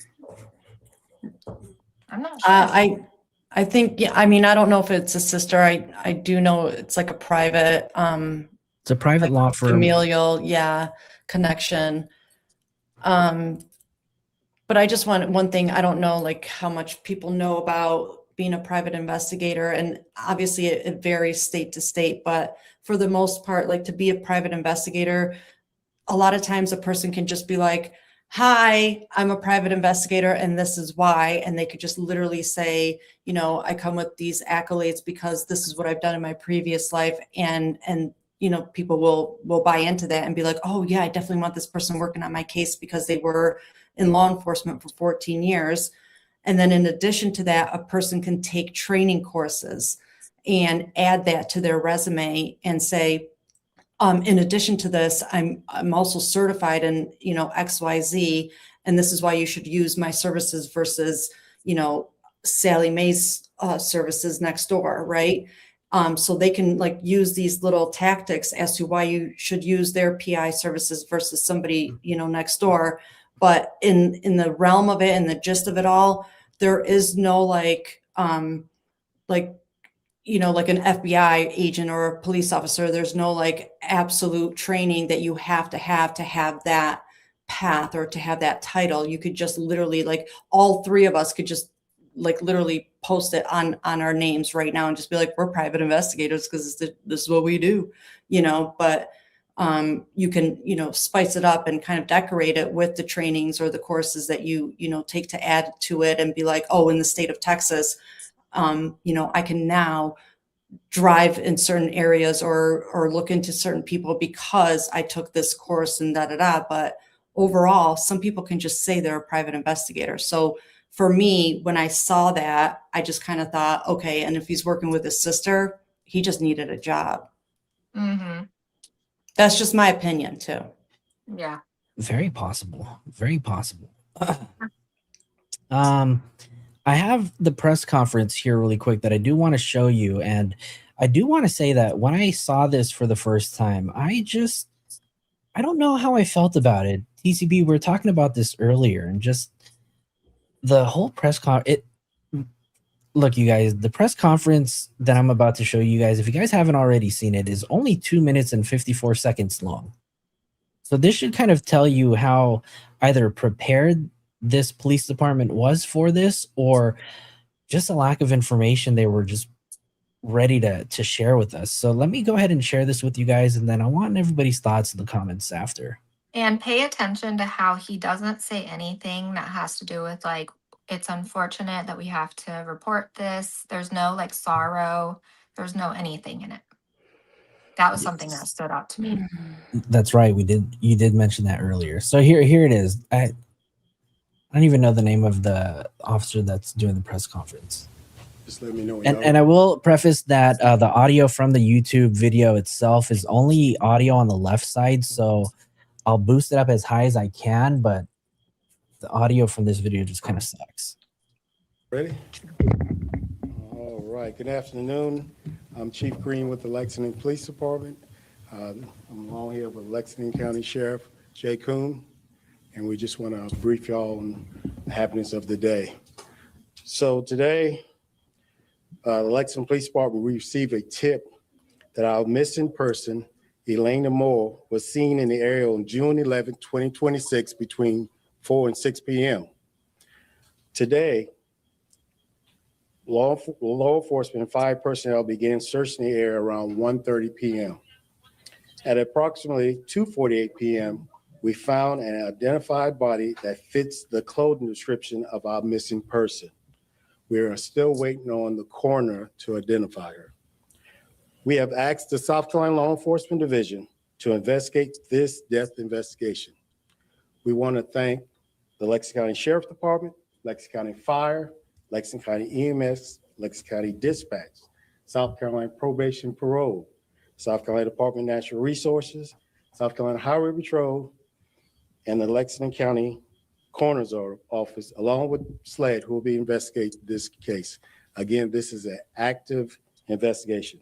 We also want to thank you guys, the media. You guys put this case out there, and that's how we received this tip in order to find this unidentified body. Thank you.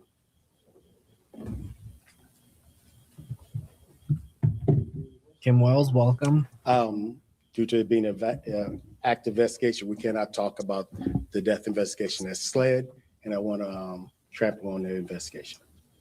Okay. Any other questions for that? Was her vehicle found separately? Oh, her vehicle was never found. The vehicle was always with the husband. All right. Any foul play suspected? Again, it's an active investigation, and we are having SLED investigate that.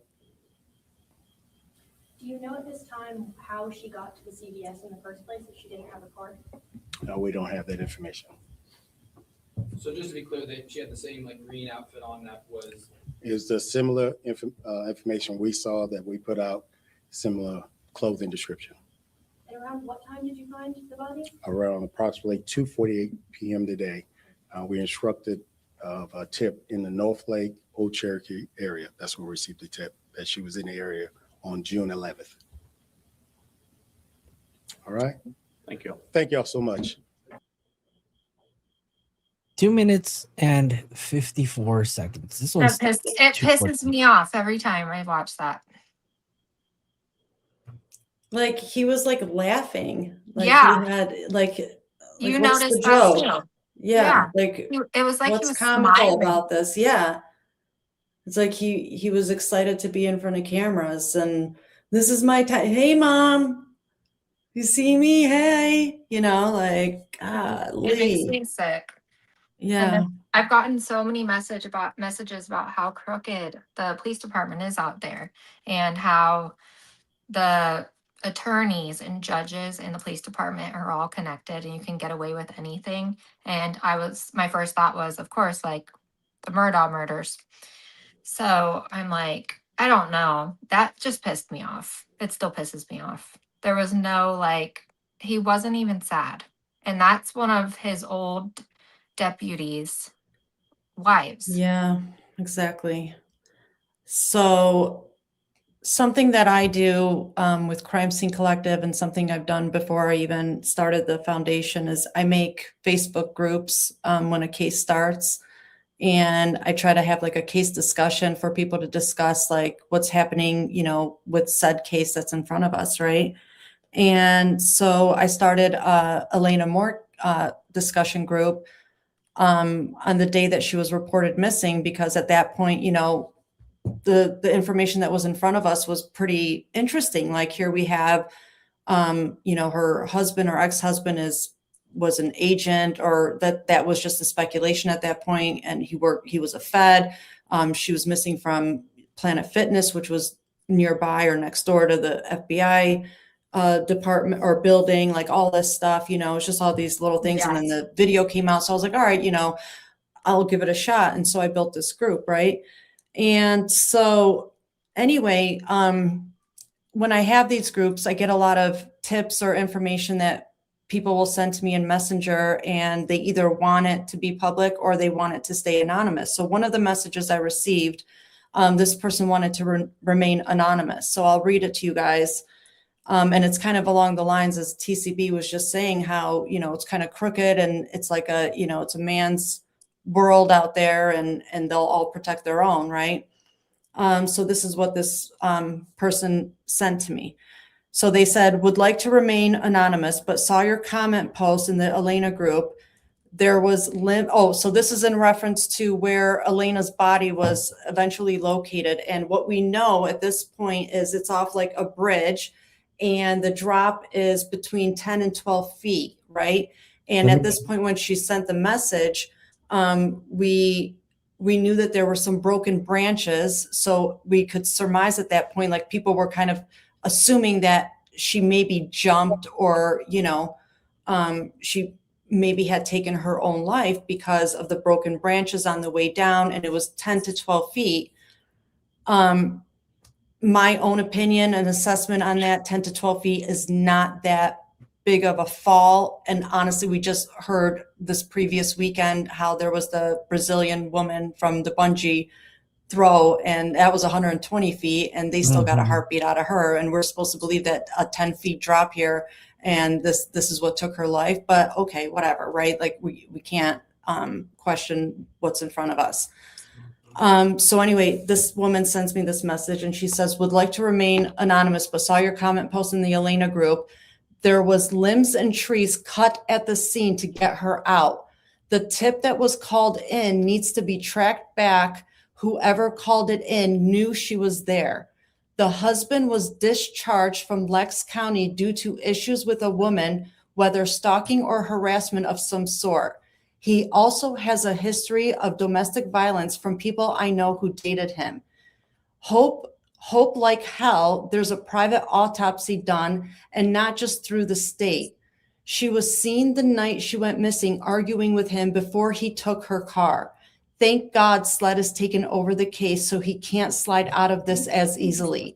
Had Lex County done their job, she could have been found possibly still alive Friday evening or into Saturday had he done something to her and her been down there.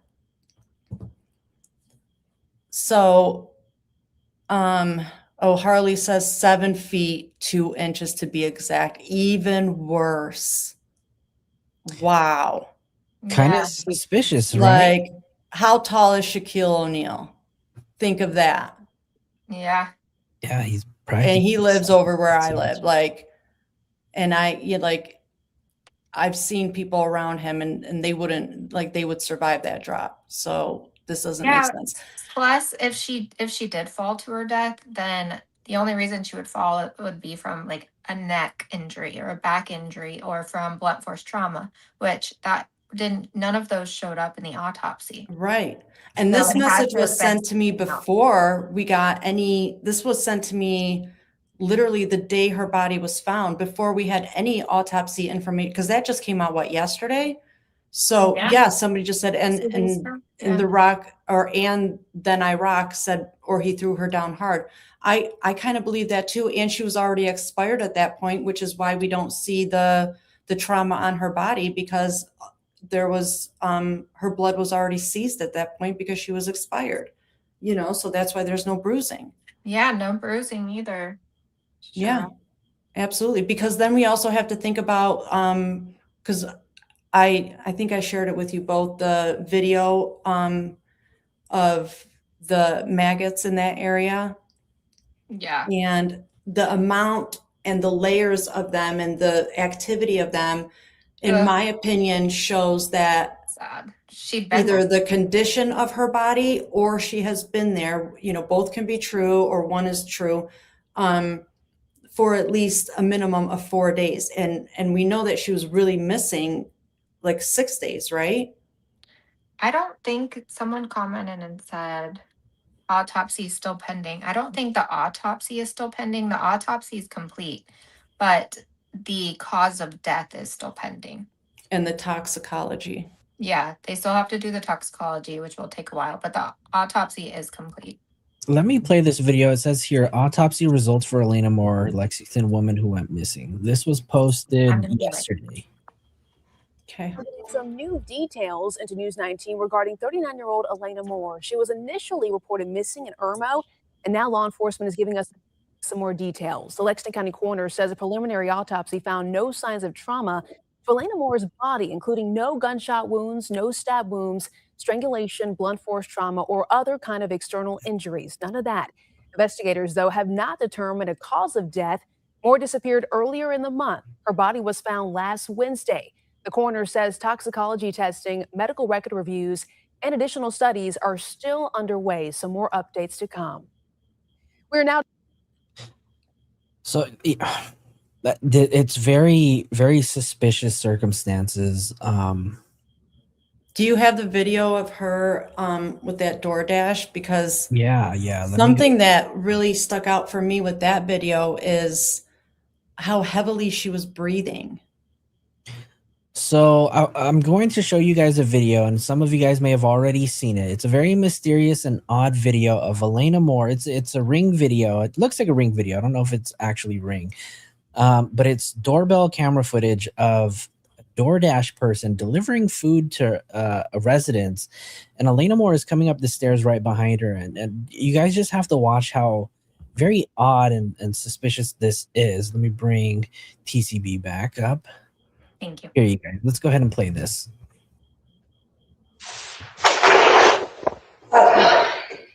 Thank you.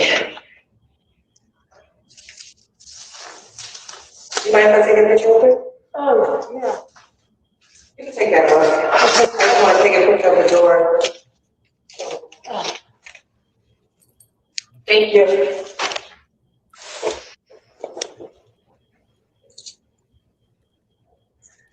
You see her breathing?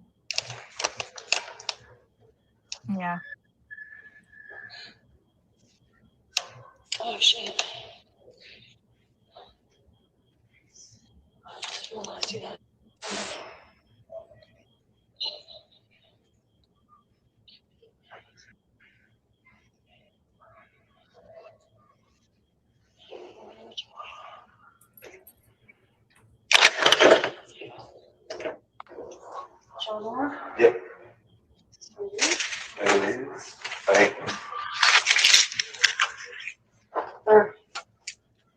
Just deliver that? Yeah.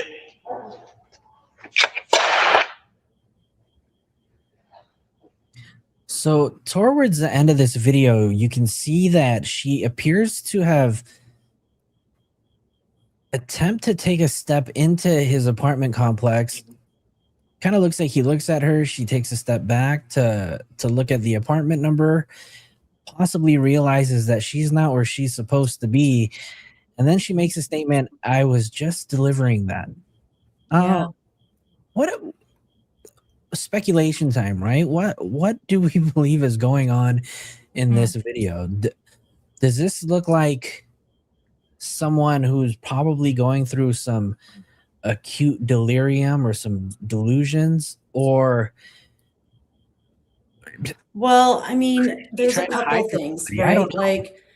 Like, I don't know what this apartment complex looks like, you know, on a regular basis. So I'm just going to assume here.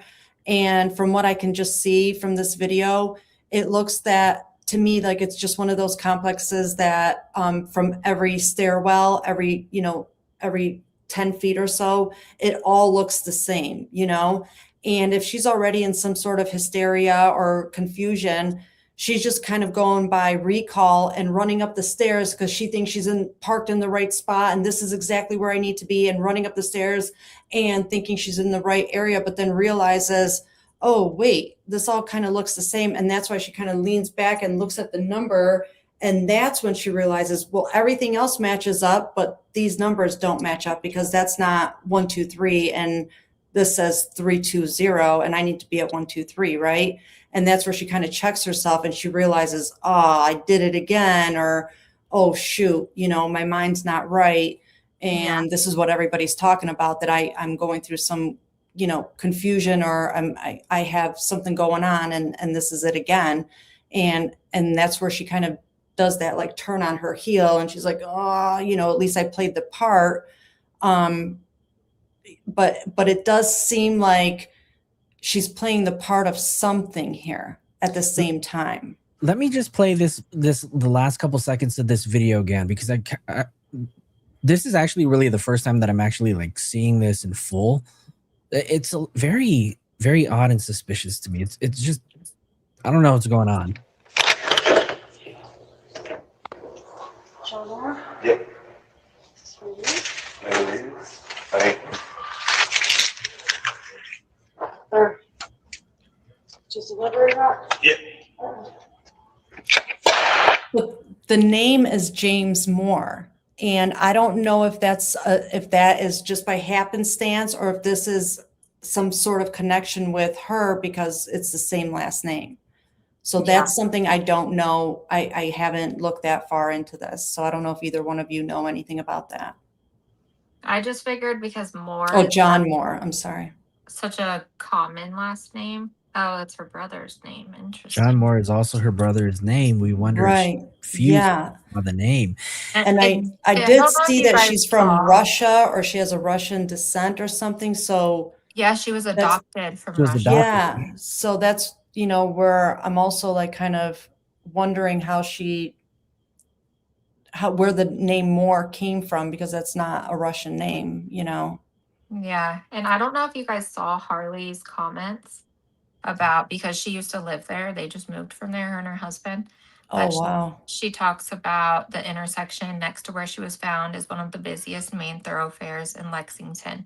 And it's busy 24/7. So busy that they have traffic cams in major sections, but including on Old Cherokee Road, which is where her body was found off of. But Lexington has ignored all requests for camera footage. And she said, so Harley, do you know? I'm sorry, go ahead.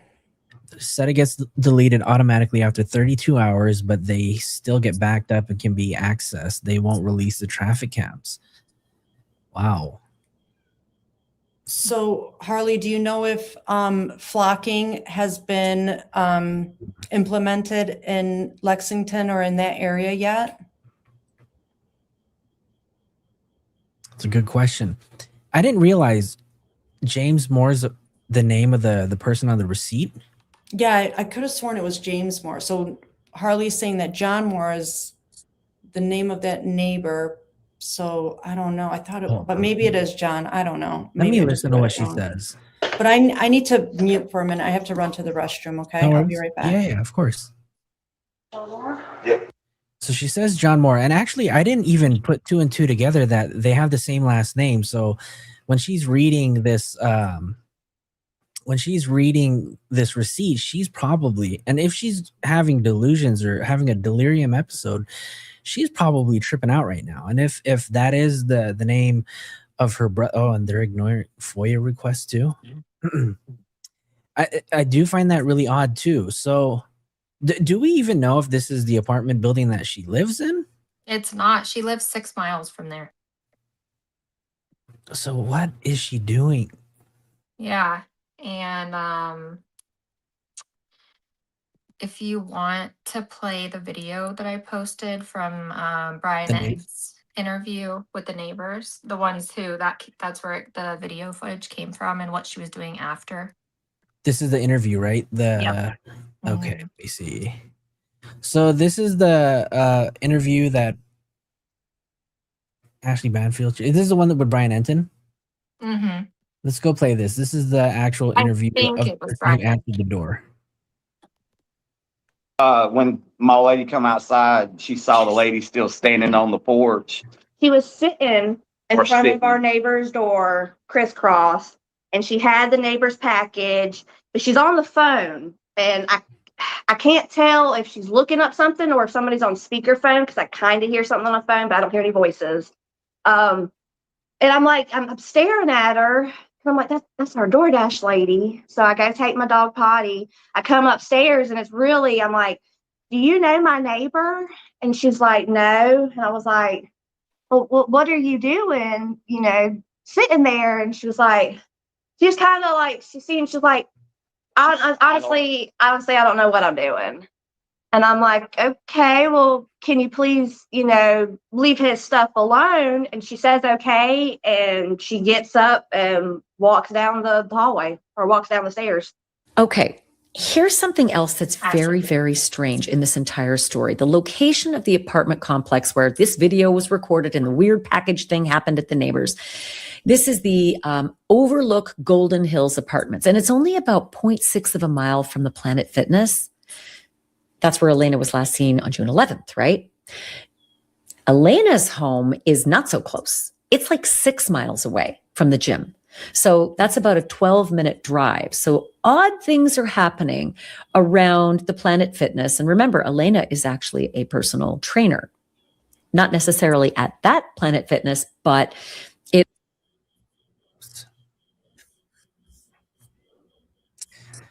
What is she doing at that apartment building? That I find that very, very strange, very odd.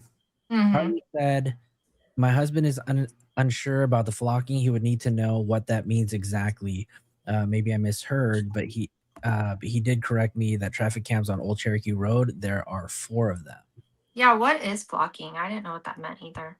So flocking is a new system that like towns and like cities are implementing where they put cameras at each intersection and, and roads, and they start tracking like all of us, like our cars, what we look like in our seats. Like if I'm driving with my daughter and, if I'm driving with my daughter and a dog every single day, then they're going to track that and say in their tracking system, well, this person typically drives from point A, like my house being point A, and then like I love to eat Chick-fil-A. So to Chick-fil-A being point B all the time. So, them seeing that would just be a typical pattern of mine. But if they see me now drive to, a bank 4 hours from here and that bank has been robbed,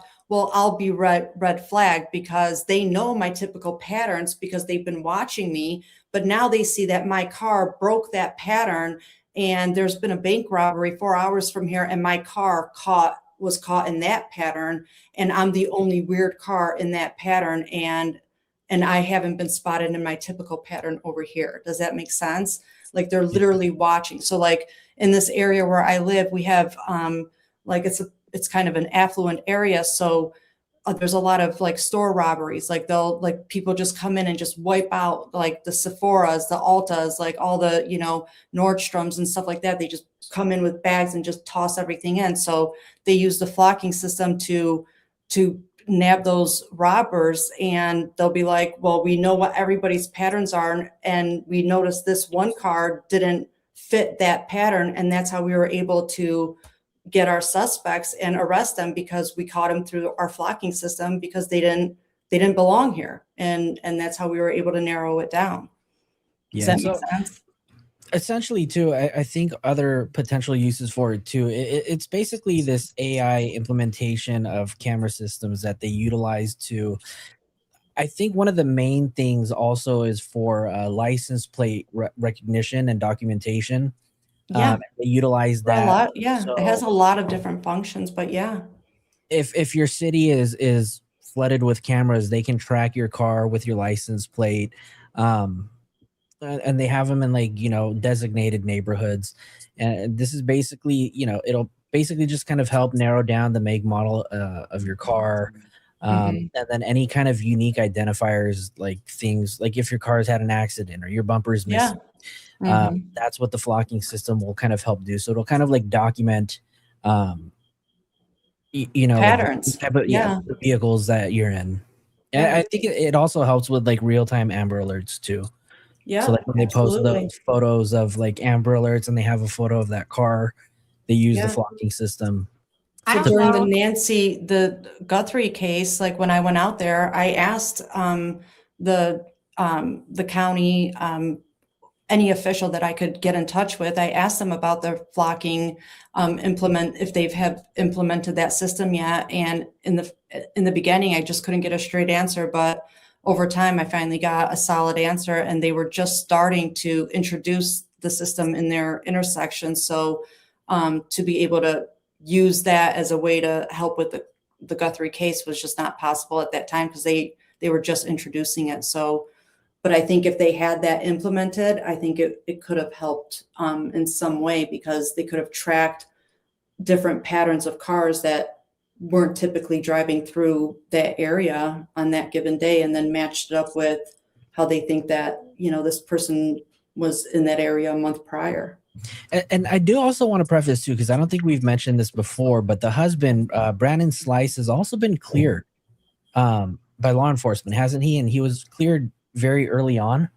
Yeah, which is right. Very strange. But he's cleared right now. But, you know, we have to remember that, you know, a tip can come in. Oh yeah, absolutely. A minute from now, and that can unclear him just like that. You know, he's just cleared, you know, at the time being, because there's nothing that points them in that direction to give them a red flag on him. But that's just because if he has anything to do with this, he's just crossed all of his T's and dotted his I's, I guess. I don't know, but I never buy into that whole clearing thing. I really Harley, you don't have to apologize here. We love it when our viewers send novels. It kind of keeps us all engaged too. So yeah, Harley, she actually said something I've been wanting to respond to.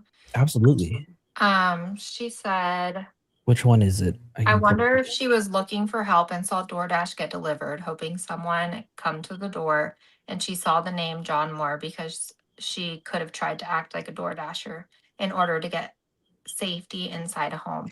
Well, and my thing with that is, from everything that I've heard about her, she was very smart, and I don't believe that theory because because I think that she was a very smart person, and I think if she needed help, she would have been like, hey, I need help, when the guy answered the door, or she would have told the DoorDasher. I think that there was definitely something going on with her mentally, but I don't know if it was like induced by something, like maybe she was poisoned or something along those lines. But the weird thing for me that I'm having a hard time understanding with the Elena Moore situation is that schizophrenia and bipolar, they don't just show up in when you're 39 years old. Those are things that show up your early 20s. Years before. Yeah. Like at the latest, it's in your early 30s.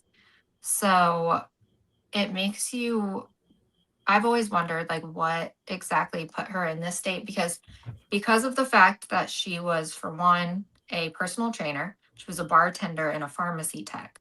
Those are all things that you have to deal with people on a regular basis. So what changed? Because people, I feel like by now with the amount of messages I've gotten on all platforms, someone would have told me by now, like, yeah, I used to work with her and I think that she dealt with mental illness. And I have not gotten that message one time. I've only gotten messages that, you know, her husband was toxic and dangerous, basically. So I have in my notes here that she told a friend weeks earlier that she was scared for her life. Yeah, I have a story on that. Pertaining to Elena? Yeah, pertaining to the friend that spoke to Brian Etten. Please share if you'd like. Yeah, so in the interview with Brian Etten, she says that she couldn't, when Elena told her that she needed to, or when Elena told her that she felt like her life was in danger, her friend didn't stick around much longer because she had to go pick up her son. Well, I got messages from a couple people and they were like, look this girl up. They were like, look in this county, and this county.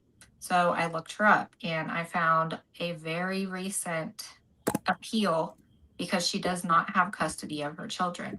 She lost complete custody. She doesn't have supervised visit that I could find.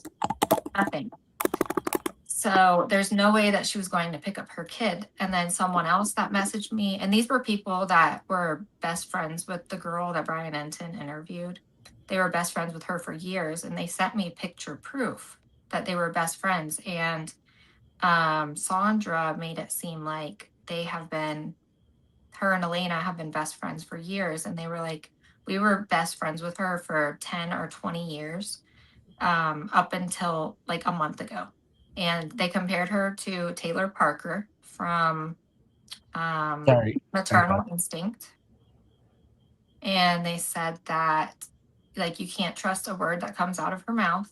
And they said all the years that they've known her up until recently, that she not once ever mentioned a friend named Elena. Wow. Yeah. That is wild. Mm-hmm. So I wonder what is she doing giving interviews with Brian Etten and how Brian Etten vetted that source. That's what Elena said too. So, but my thing is, I think that maybe because there was a video that TMZ released of Elena Moore on May 31st at brunch with her. Like, but they weren't together. It was just kind of at the same table. Yeah, it was just a video, like a Snapchat video around the table. And yeah, it's weird because they just keep comparing it to Taylor Parker. They're like that she's the kind of girl. They said that they had to stop being friends with her, and when they did, that they got death threats from her. What? Yeah. And I'm not talking one person. I'm talking multiple people told me this. Well, let's take a second really quick to get a sense of who this friend is. This is her. She goes by the name of Sandra, right? Yeah, I spelt it wrong on my ex, but yeah, it's Sandra. Yeah. Let's take a listen to this interview that Brian Etten had with her for a few minutes. This is a close friend of Elena's. Sandra, I'm so sorry for what happened to your friend. It's just such a terrible situation. If you don't mind, just tell me first about the last time you saw Elena and kind of what stands out to you. We went to brunch May the 31st. A couple girls, a couple of her clients were there, friends I had known before. We all met up. Elena's like, loves a new place, loves to, kind of host something and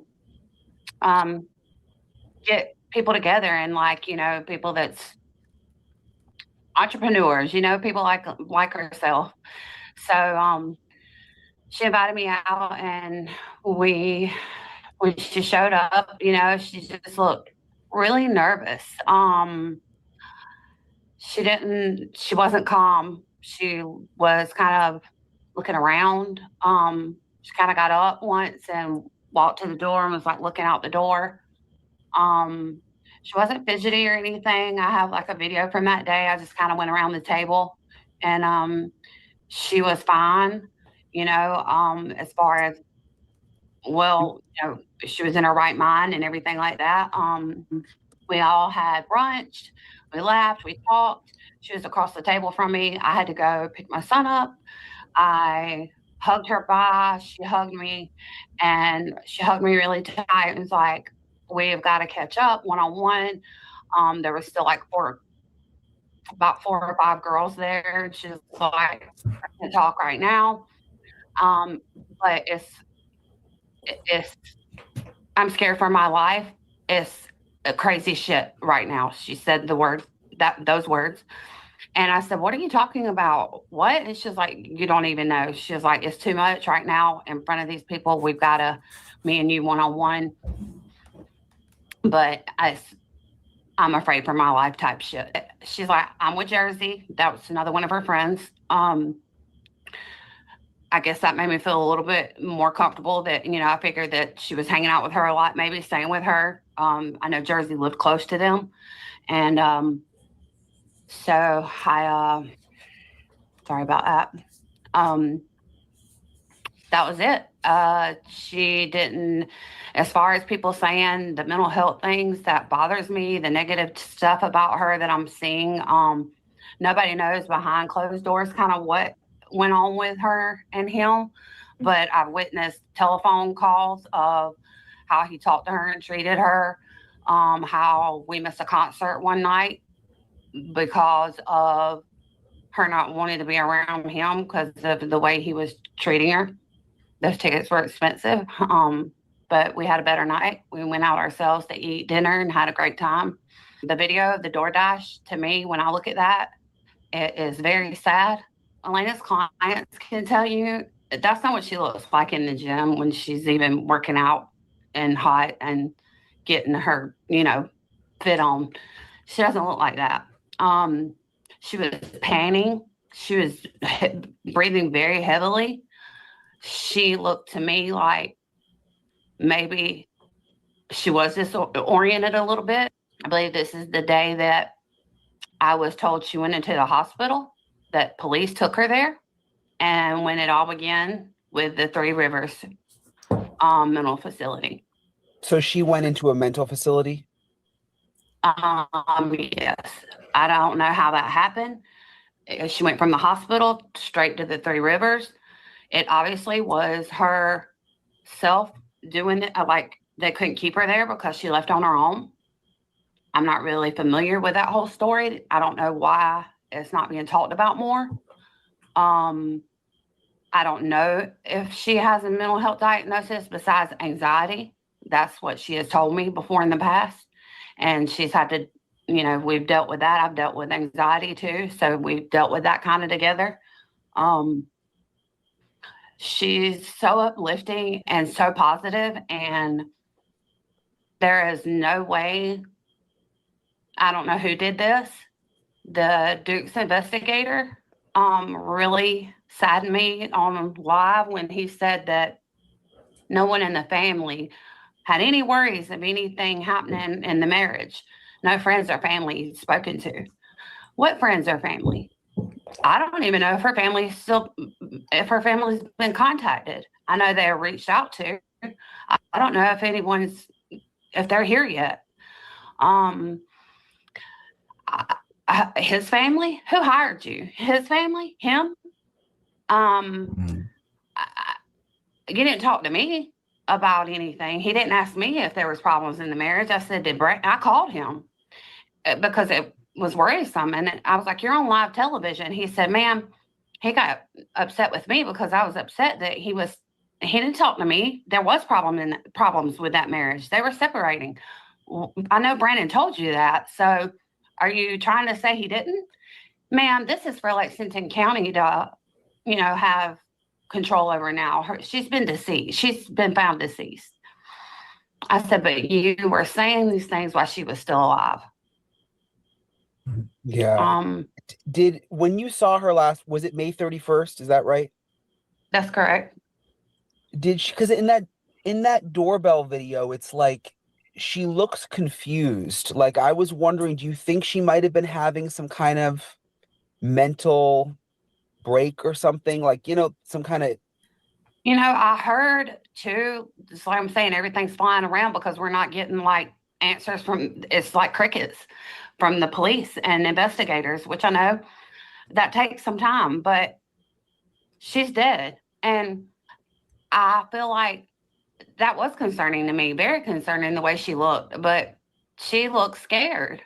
I know what my friend looks like when she's nervous and we're out and he calls her and he's like made her, there's no one that she talks to male wise at all. Like their neighbors, are Brandon's friends.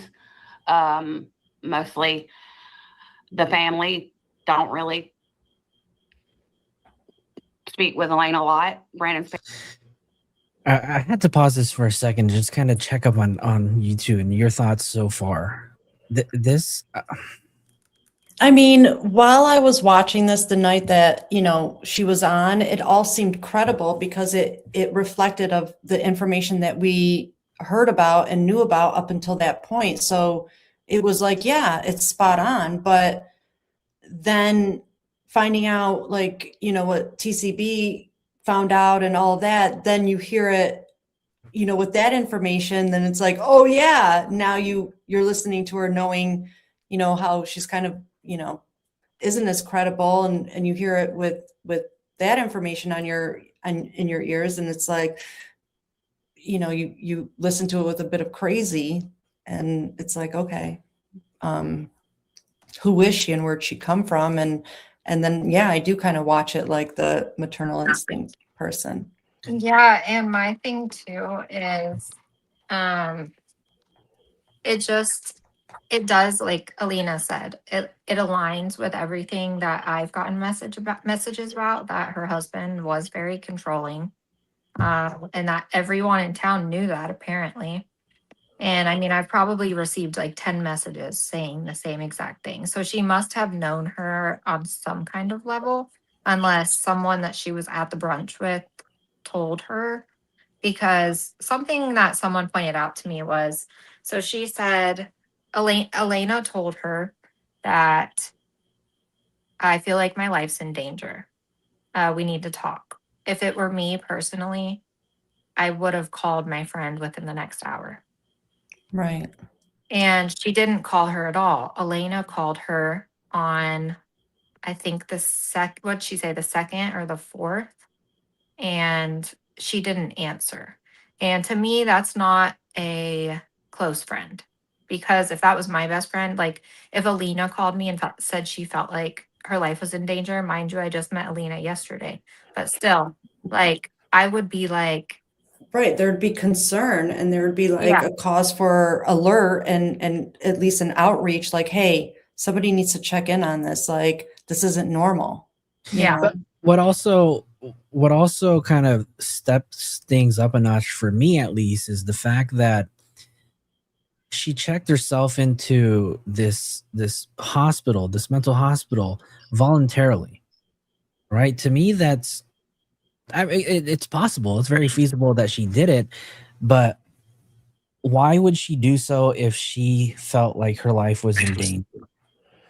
Well, honestly, like in my opinion, that could have been just a safe haven for her. And maybe she looked at some options like, where can I go to escape to make it still look plausible in the eyes of, XYZ? Like, we don't know who she has to answer to. We don't know what her true personal life is like. We don't know her familial life, like with her parents or her aunts and uncles, we don't know any of that. And we are not here to judge any of that. But maybe the checking into a mental hospital would be enough explanatory to those in her immediate circle to where it would have been justifiable to them being like, oh yeah, that makes sense, because she's so afraid of this person that is her, attacker, maybe, right? That she has to make it sound believable. Does that make sense? Like, because if you're a victim of abuse or violence or whatnot, you're afraid no matter what. And maybe she did some research and she felt that this facility was her safe haven for even 3 days, because typically if you 5150 yourself, they give you 72 hours, right? So she has a security of 72 hours that she knows she has this bed where he can't come and, even in the middle of the night and rattle her or whatever they were experiencing or she was experiencing with him. She just had that safe haven and she was like, I'm going to take it. 3 days, if that's all I can get, I'm going to take it. And we don't know. We just don't know. And we never will at this point unless more and more comes out. And I really think that slowly it will, and it'll come out just like, TCB was saying, through word of mouth, people messaging. I mean, but people are afraid, just like I received the message, I want to be anonymous. TCB was receiving messages, I want to be anonymous. People are afraid. And why are they afraid? Did whoever this purpose that, push this, the scariness on Elena or whoever, is it that bad that even her friends are afraid to speak up? Like, what happened? I meant to tell you, Alina, one of the girls that reached out to me that was good friends with this chick, she actually messaged me today and said to send her information to Brian Enton and that she would talk. Oh, okay. Yeah. Well, if you want me to help with that connection, I can definitely do that. So let me know. Yeah. Because he's definitely interested in that. So yeah, she literally messaged me and was like, tell me whatever information you need and send it to whoever you have to, and I will tell them all about her. Okay, yeah, just let me know and I'll send it to him or, whatever they're comfortable with, and I can make that connection happen for sure. Yeah. So my question, right, and I'm asking from a nursing standpoint, right? Because that's what I do for a profession. I'm a nurse. I'm curious, and maybe you guys can help me think this part through, right? So she believes that she's in danger, and she checks herself into this hospital, and I guess very similar to California, South Carolina has this section 44-17. Basically, it's very similar to the 5150 in California. So they do have the danger to self, danger to others, or the gravely disabled. I mean, which do you guys believe that she may have told them? Do you think that she felt like she was being a danger to herself? That she could have been a danger to others? I mean, I honestly don't know. Or maybe she thought that by telling some of her friends and confidants, like, I feel scared for my life, that, that maybe she thought pushing that message out and then going into this safe haven that she maybe thought that, would give her enough security for those several days that maybe her friends were going on the outside, that they were going to do their due diligence and get protection in order for her. So by the time she gets out in 3 days, that it'll all be taken care of. And then instead she gets out and it's not only not taken care of, but worse, and she ends up dead, right? So maybe she just said whatever it took to get that 3-day security. Like for me, I probably would have said whatever ChatGPT would have told me, like, what do I need? I would have typed in, what do I need to say to like solidify that I'm going to be here for 3 days. And ChatGPT would say, tell them you're a danger to yourself and the people around you. And I would have walked in and said, hi, I'm a danger to myself and everybody around me. Can I stay for 3 days? Right? Like I would do whatever it took. But as I'm giving a message to my friends and peers that, my life is in danger, I would be thinking maybe they're going to take care of this. So by the time I get out in 3 days, this person is arrested or whatnot, but that didn't happen. And unfortunately, we are in a different position now. Yeah, I'm reading the comments, and He was a deputy, not a sheriff, but he was a deputy for that police department that is or was investigating it before SLED got involved. How long? So Hope, that's what I'm looking up right now, how long she was hospitalized for, because I'm curious to see if she stayed the whole 72 hours. Because if she didn't, obviously voluntarily she can leave if she didn't show any likelihood of harm to herself. I just think because of HIPAA and all that, the only way we're going to get the actual answer is just through her peers and stuff, and we're going to have to just believe whatever they tell us, and that's not going to be as factual as we would like it to be. You know, we're going to go by, oh, was it Tuesday that we saw her out? Well, I thought it was Wednesday. You know, like we don't know. We just don't know. I thought she was admitted on the 5th after the whole ordeal with the Ring camera. I thought that's when she was admitted, but I can't say that for certain. Okay. And then she checked out on the 11th, which was the last time that she was seen. Yeah, so it said here that she was seen on the DoorDash or on the Ring camera on June 5th. That was at 4 p.m. Later that day, Moore voluntarily entered Three Rivers Behavioral Health in West Columbia, South Carolina. As a voluntary patient, she retained the ability to leave the facility at any time. So that would be the voluntary admission. Yeah. Then it said June 11th, 2026, before 2 p.m. So this was 6 days. Yeah, so that's a little different. So she went in for what would be a voluntary 72-hour hold, and in between that 72-hour hold, there was something that took place where either a doctor, physician, psychiatrist seen her, or maybe she admitted something to the doctors where she may cause harm to herself, right? That deemed it a necessity for her to stay a little bit longer. Now, at that point, once you're evaluated by the doctor, you lose that voluntary right to kind of leave, which is a little weird because it says here she was released from the treatment facility and the facility arranged a cab for her. So she may, by the time she got to June 11th, right, she may have been deemed safe to be discharged. Yeah, it was before. Sorry, I'm just responding to people in the chat. And so they got her the cab, and the cab stopped at a CVS located at 5608 Sunset Boulevard in Lexington at Moore's request. That was something odd as well. She asked to be dropped off at the CVS, and then she never returned to the cab. The cab driver never saw her again after that. The cab driver also attempted to make contact with Moore inside the store after she did not return outside. And then she was seen at the Planet Fitness at 6:38, where the employee later advised that Moore's information was used to sign up at that gym at approximately 6:38. Moore was later seen walking away from the gym toward a wooded area behind the Lowe's Home Improvement. Then it says what she was wearing, the olive green zip-up hoodie. Then at 9:17, camera footage captured Moore walking through the Publix parking lot at 100 Old Cherokee Road. She was seen walking toward Old Cherokee Road, and this became one of the key confirmed surveillance sightings in the investigation. And then the very next day, so I'm also curious too, did the husband also know that she checked herself into this hospital? Because I want to know, did he visit? Did he care to visit? Was he happy that she was there?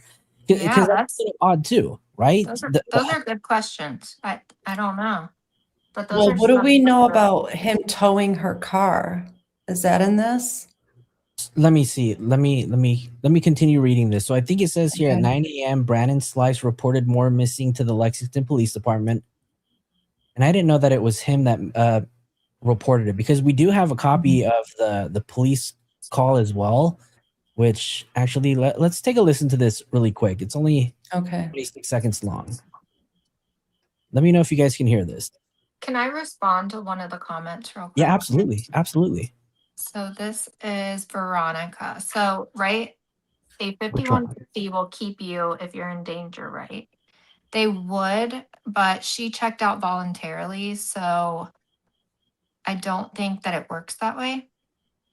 So in South Carolina, they don't necessarily have a 5150. I just learned right now that the 5150 is very specific and unique to California, but it does fall under their section 44 penal codes, I guess, 44-17. That's interesting because in Florida we have a 5150, but maybe it's called something else. Yeah, it's very similar, but I know it's like a Baker's Act, I think it's what it's called. Yeah, Baker Act. The Baker Act is what it's called in Florida. Yeah. But it's very, very similar to the way California has it structured. Okay. Yeah. So would they keep it? Would they keep her if she was in danger, like a danger to herself or others? They absolutely would. And the reason why is because the physician or the psychiatrist would have to evaluate the person before they discharge them or give them the okay to be discharged.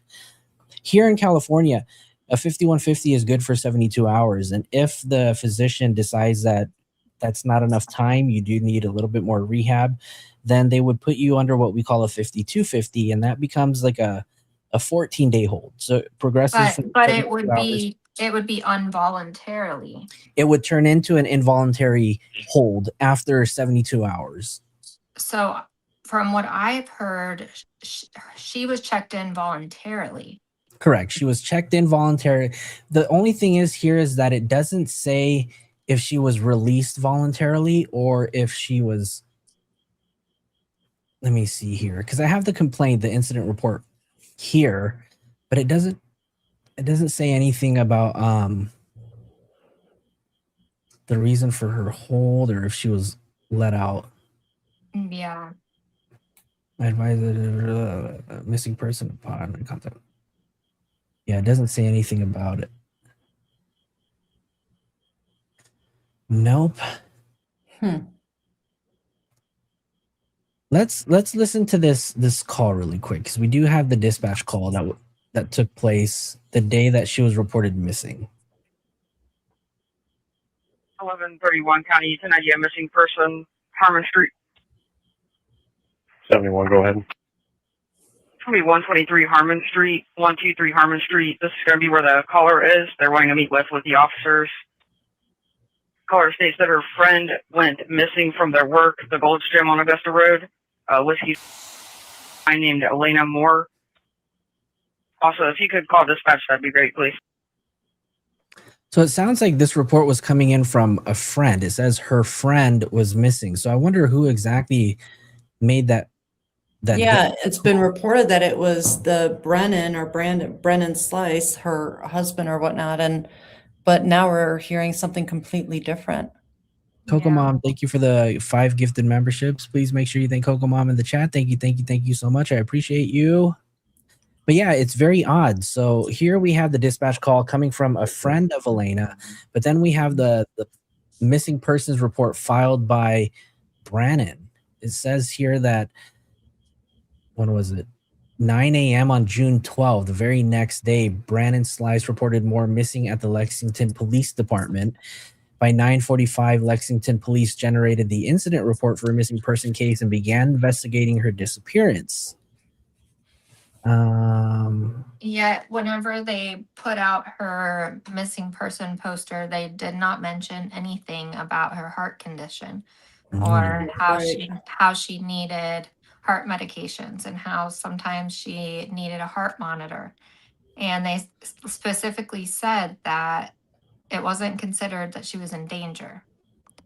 So that's like a huge red flag to me. Like they're covering something up, and maybe Exactly. And to me, it's like those are, well, from what I understand, those are part of the questions that are asked by, an operator or whoever's, writing down the information when a missing person is reported. And it's part of the protocol, like, the questionnaire, like, is this person a danger to themselves? Do they need medical care? Should people approach them? It's like a yes or no, it's like a tick box thing. So they know how to build the missing person, flyer and announcement and how to push this out through their channels.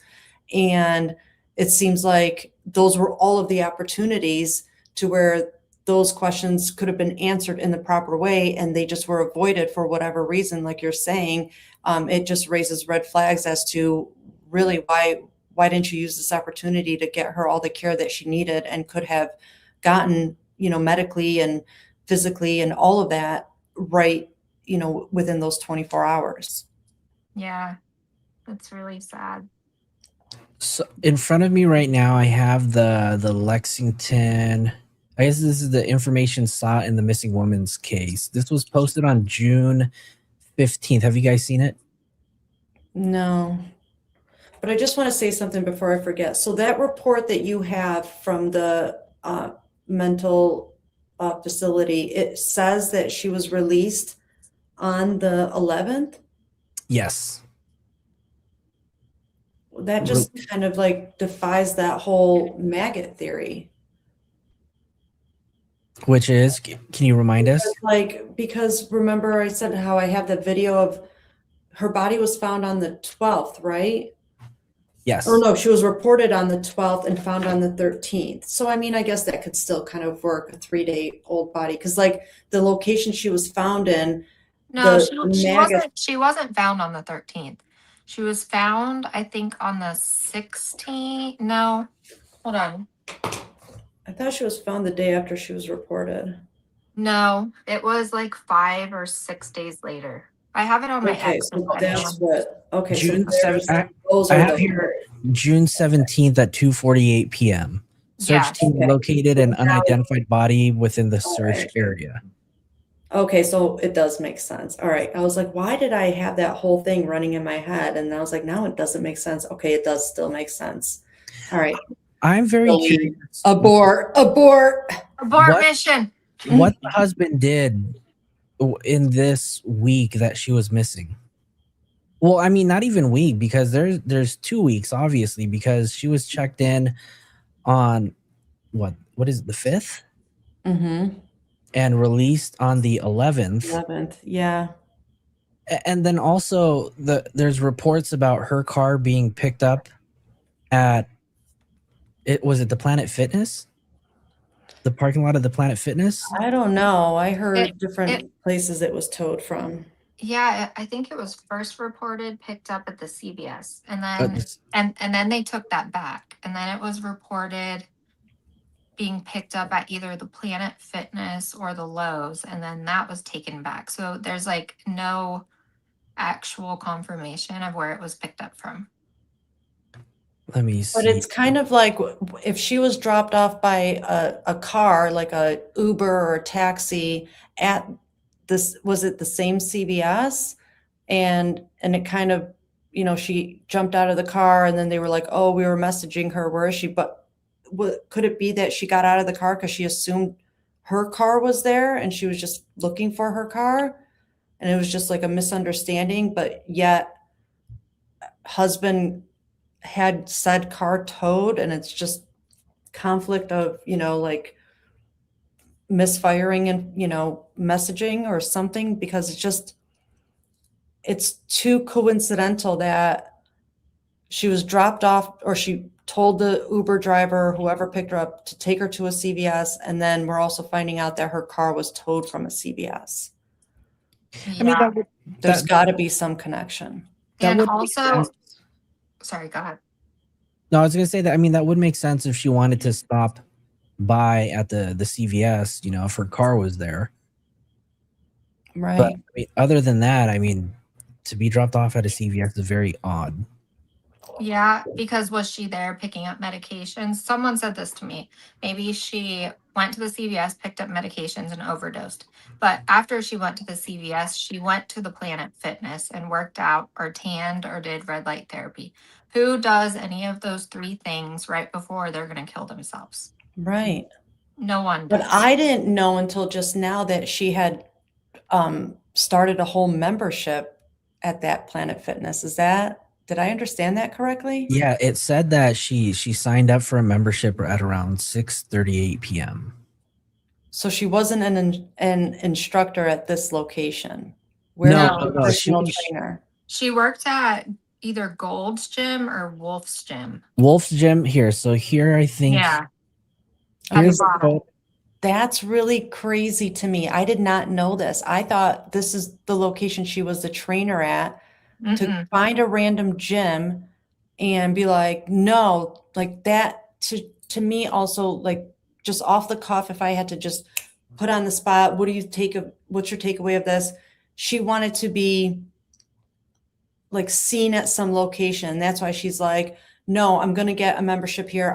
She wanted to be seen. And I kind of felt that with the DoorDash thing too. Like, she wanted to be like recorded there, and like, she wants a trail. She wants evidence. And that's also why I think she told her friends, my life is in danger. And then she went and tried to protect herself and hoping that things would have been taken care of when she got out, and it wasn't. And it was in even more danger. Like, she's trying to cover her bases, but nobody's helping her.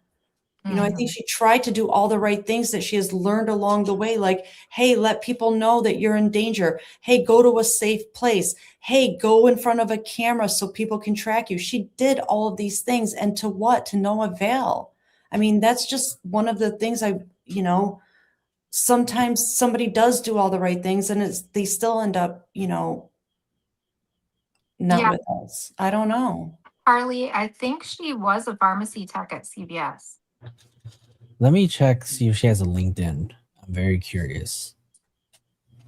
See if that might show anything. So it says, yes, she worked at Wolf's Gym, which is much superior to Planet Fitness because it even has a walking track. But that's what I mean. Like, But there the articles did for a say that reason. she frequented Planet Fitness. Oh, okay. Yeah.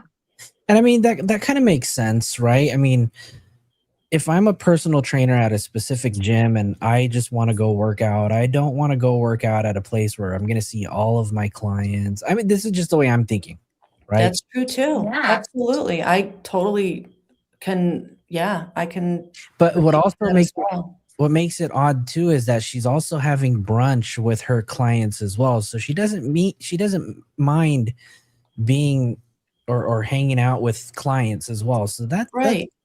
And being a personal trainer, you kind of want to be around that, all those people, because that's your clientele. That's how you make your bread and butter, right? And you want them to see your advancements and be like, yeah, you want to work with me. You want to hire me.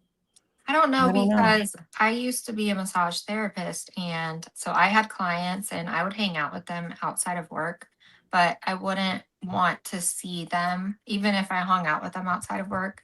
I didn't like seeing them out like in the wild, true. So that's a good, that's a good perception and seeing how we know. Yeah. It's like seeing your teacher when you're a kid, like out at the grocery store. You're like, what? Yeah. You don't belong here. Yeah. You don't want to see your clients like out and about. You want to kind of have that certain space for yourself, Yeah, unless it's like a planned thing that like, hey, we're gonna go out. Yeah, that totally makes sense. Yeah. But So if other you guys- than that, it's like kind of weird, especially if you have some sort of social anxiety or something like I do, and like maybe she did. I don't know. Right. Unless it's like a planned event, like running into them, it can sometimes be awkward.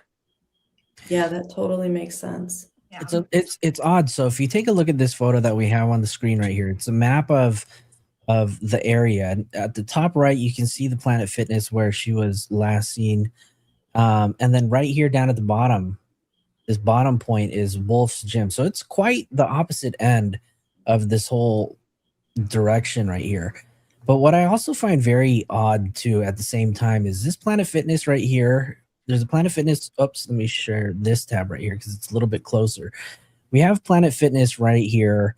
And then we have the Lowe's Home Improvement. And then this is the Publix that she was last seen through. But then right behind everything else here, we have the FBI field office. Yes, I knew the FBI was nearby. It's So that literally tiny little portion of woods right there is the woods that she walked into. So it wasn't even like right they here. were the tiny little, like where you see where the FBI office is and where the Planet Fitness is, I think. Put your arrow over where the FBI office is. Right here. So right here in the red. And then where's the wooded area? where is the, sorry, it's really small on my screen.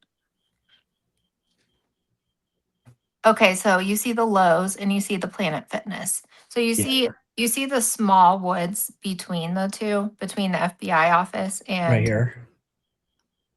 I don't know if That you can see my area? mouse. Can you see my mouse? I see it. Can you see it? I don't see it. Go It's back like and right, forth really fast. right in between like this area right Yeah. here. Yeah. So this is where she was walking through. It was And then- either there or the one closer to Planet Fitness, but still, it's not like a huge jungle. It's not like a huge wooded area. Yeah. It's, you Where know, the Publix at? The Publix, I think, was very close to here. I thought Publix was around here. I think it might be on the other side, but I Oh, right could be here. wrong. Right Okay, here. yeah. Yeah. So this is quite, I mean, it's quite a walk from, hold on. It's quite a walk from Planet Fitness. So she walked all the way from Planet Fitness all the way down to here, the Publix supermarket. So where's Old Cherokee Road? Where's the apartment complex? Old Is Cherokee this Road. in that? Go to the top of the screen. I think it might be on the other picture that actually has the red line This one right here. Hold on. or the blue line. Yeah. It's somewhere at the top of that. It says Sunset right here. This one's a little hard to see. I see Renew Vitality Testosterone Clinic. That's not the one. Where does Bottom left, Joe, you passed South Cherokee, it says. I did. Did I pass it? Bottom left, so I don't know. I can't see anything. I know. there. I'm like, The more I zoom in, the blurrier it gets. Hold on. Let me let me share this because this one's the Google Maps. And maybe if I just type in, oh, okay, perfect. what is it? Old Cherokee Road? Both of our faces are like this. We're like, I what? Oh, I'm just blind as hell. I know. okay. So Old Cherokee Road is quite the ways away. This is Old Cherokee Road. It was somewhere near a middle school, I believe. I see Old Cherokee. There's Old Cherokee Road. And then I'm trying to figure out. And Let this me is go where get my laptop charger. this is where, God, she walked all this way.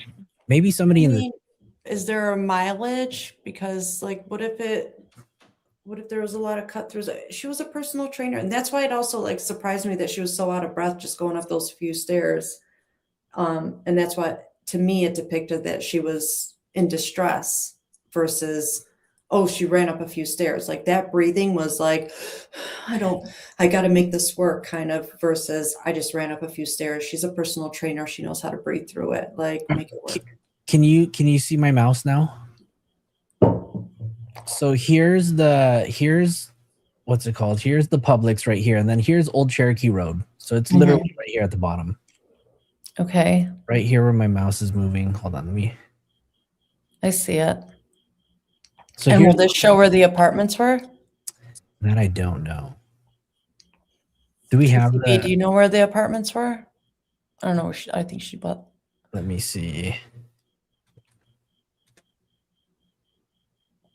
Oh, actually, I think I might have the address here. Veronica says, I take Imitrex shots and Emal something and Botox, still suffering. Furacet was good, but KS said nope. Furacet is what is that? That's a painkiller. That's got like caffeine, Fiorinol. Yeah, it's for headaches. Yeah, it's like it's like a 3 medication combo. Yeah, I think it's like primarily or initially starting or used for like migraines, and then it goes down from there. The other thing that I kind of thought about is, and I'm not saying that this is what Elena had going on, but just another theory. Because she's active in her fitness and works out and all that.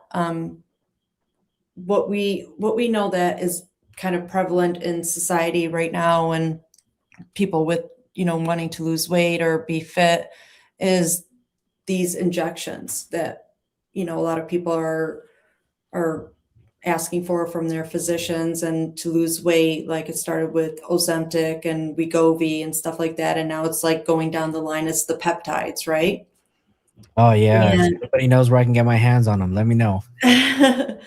well, what if she was using some peptides or some injections, and either those kind of messed with her mental stability and with her other medications, and or if there was some domestic abuse or violence with at the hands of her husband or a significant other, what if he used these injections as a means of manipulating what she's putting into her body? I'm also wondering too if it's a lack of medication that she didn't have, right? Because or could it have been a new medication she was placed on while she was there? Could she have had some acute I think form if that, yeah, I mean, absolutely. Obviously, those are all, speculations that are probable and should be looked into. But I just think like if she's on the brink of care from a medical facility, like I personally know people that have gone into facilities like this, and I just don't see them. I mean, I actually, I can't say that for a fact. I mean, I do see things going, wrong with, once they leave and, they just can't function with life because they're like, oh, I'm just not equipped for a real life. But I know that when they're released, they get their prescriptions, and all of their medical providers know about what they've been prescribed and the new, like agenda for them, or the new, like what the medical plan is for that person. And everyone's on board, like the family's on board, and they talk to, who they live with, and is everybody going to support this person? And are you guys all, going to help with this process? They're going to need therapy X times a week and all that. Like it's a process, and that's why it's just like kind of there's lost information here that we're just not privy to yet, and we just have to depend on, like, TCB and I have been getting thus far. It's like she more than me. I mean, she's been getting, I've only gotten one, but like she's getting a lot, like just dependent on information from her friends and stuff, like who's going to feel comfortable reaching out. That's all we can have right now, because we're not going to defy HIPAA. We're not going to defy any of that. So I think what's important to note too is that the autopsy has been performed, right? There were no incredible or outrageous abnormal findings during that autopsy. There were no findings. No findings at all. None at all. And currently we're still pending toxicology reports, and we're still pending the cause of death. Right. So I think what kind of autopsy doesn't even list the cause of death once they even release that we've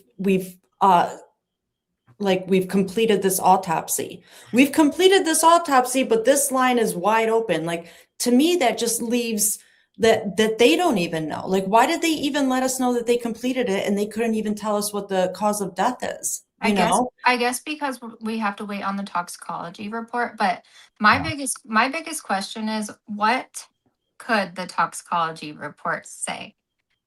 Because the only thing a toxicology report could say was something toxic was in her body, right? A toxicology report, yeah. Absolutely. So what toxic was in her body? Because get there. Like I said earlier, I refuse to believe that she was a drug addict or a drug user. I refuse to believe that she went to the CVS, like people are assuming, and she overdosed and then went, or she was planning on overdosing, and then she went to the gym to work out. Like, that's not something you do before you kill yourself. So are you under the impression that it's possibly foul play? 100%, yeah. I agree. This would make reminds me, I forgot, what do you go by? Joe TV or something? Yeah. Yeah, did you watch the Corey Richins trial? Do you know anything about that? Yes. The fentanyl. It reminds me of Corey Richins. Big time. So Except reverse sexes. yeah, the husband. And for me, it reminds me of Micah Miller, 100%. It's like a mix of the two. Yeah, where the husband manipulated, or the male manipulated the female enough to make her think that she is at that mental, like capacity where she needs this help or she needs this medicine because, they have this person convinced that everybody else thinks they're psychotic or this and that. Everybody hates them. So this is the only option. And they hand them, the jar of pills, and they're like, here, this is your only help here, is you have to take this because everybody hates you and nobody wants to be around you. Here, Elena, you have to take this. And inside those pills is what they concocted, not what the doctor concocted, Exactly. Yeah. It's unfortunate, it's sad, but I mean, we haven't seen anything otherwise. I mean, why aren't his family or friends coming to his defense and saying, are you guys kidding me? This is the nicest guy I've ever met in my life. Like, he's a teddy bear. Like, one time I was crossing the street and a car was coming for me, and he flew out of nowhere and he picked me up and he flew me to a building and saved my life. Like, where's his Superman stories? I haven't seen a single one because there is none, like, get out of here with this shit. Like, nobody's talking anything nice about him because it never happen. It makes me wonder, it makes me question the protection. And obviously this is just speculation and just thoughts coming to the table, is how much protection the husband may have moving forward if there was potential foul play at hand, right? Because now you have to ask, because he was former law enforcement, he's private investigator, he probably knows the whole city, or the whole city knows him. So if there was foul play and he's the person behind it, I mean, how much can he get away with? Yeah, and to add to that, everyone that I've heard from has said that police department is horrible, and it's super what's the word I'm thinking of? It's like crooked. Yeah. It's like crooked. Exactly what Harley said, right? I was so relieved at first when I heard SLED was taking over, but then I learned SLED is called in to clean and hide up certain things. Yeah, exactly.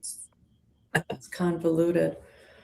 But I mean, honestly, at the end of the day, like, no matter what case we're jumping in on or what case, corrupt. Oh, corrupted. Yeah. I couldn't think of it either. Like, convoluted. Yeah.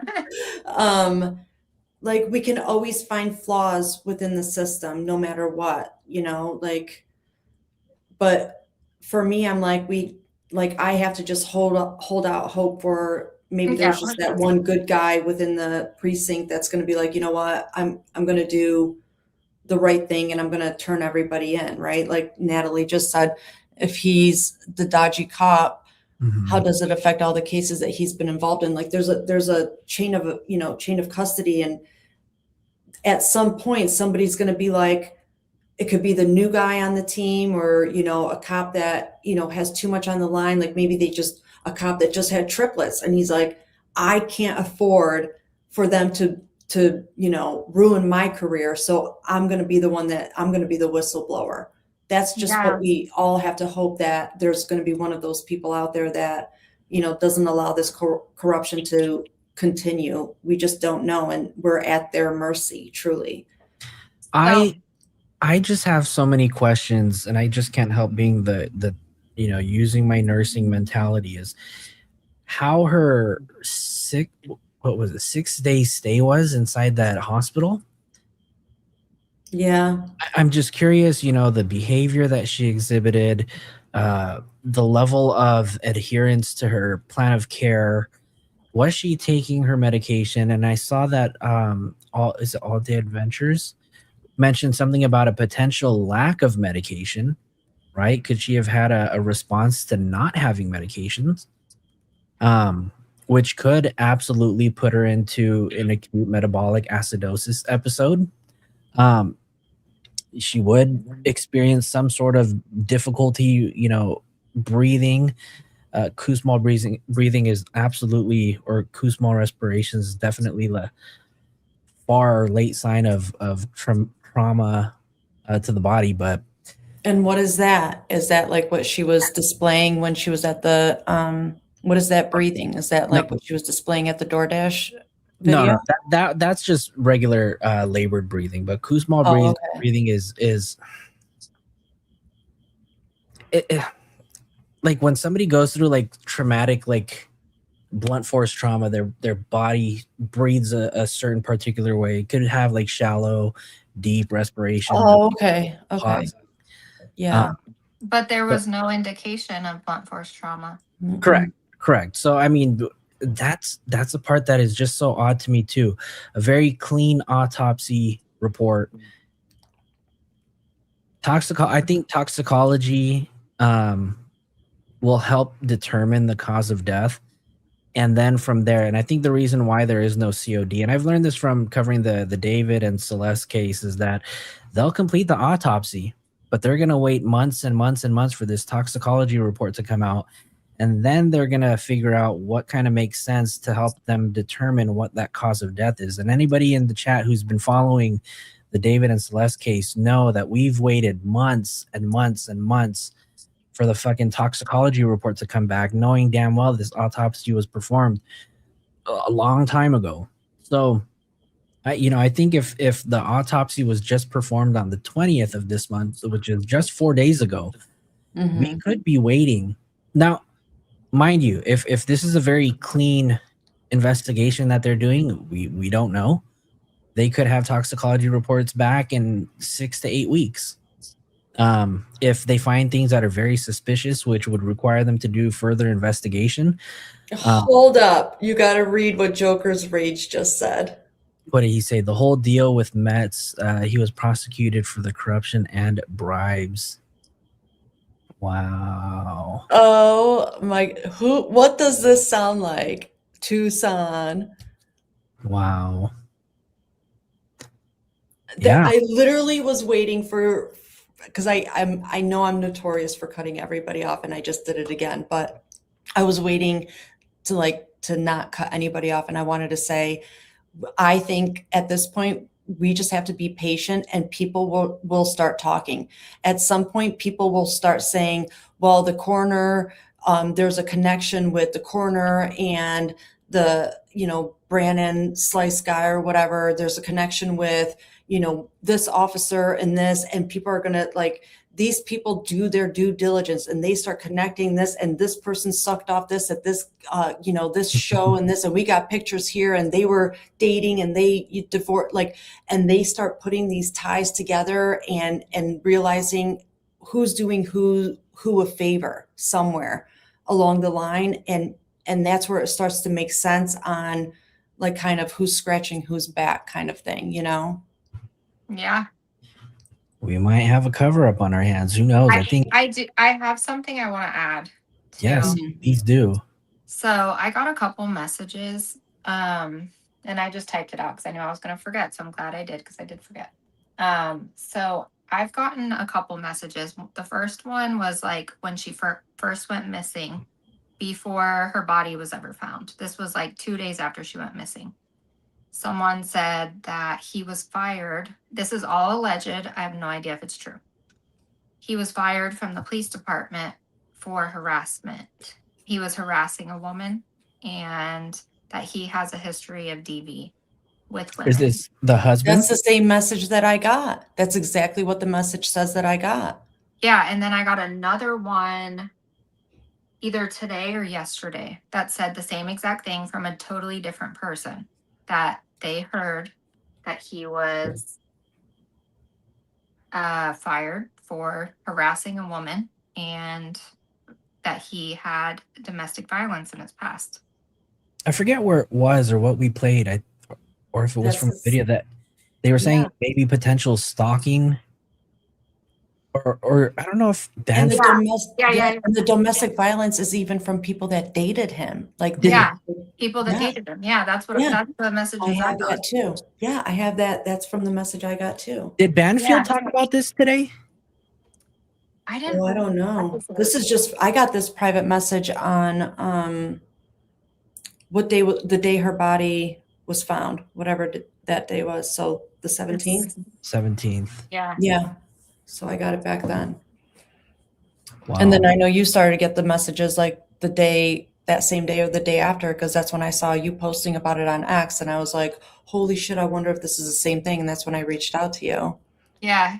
But Yeah. it ended up being two different things, because the one Yeah, that I thought was exactly. the one that was telling me about the girl that Brian Etten interviewed. Right.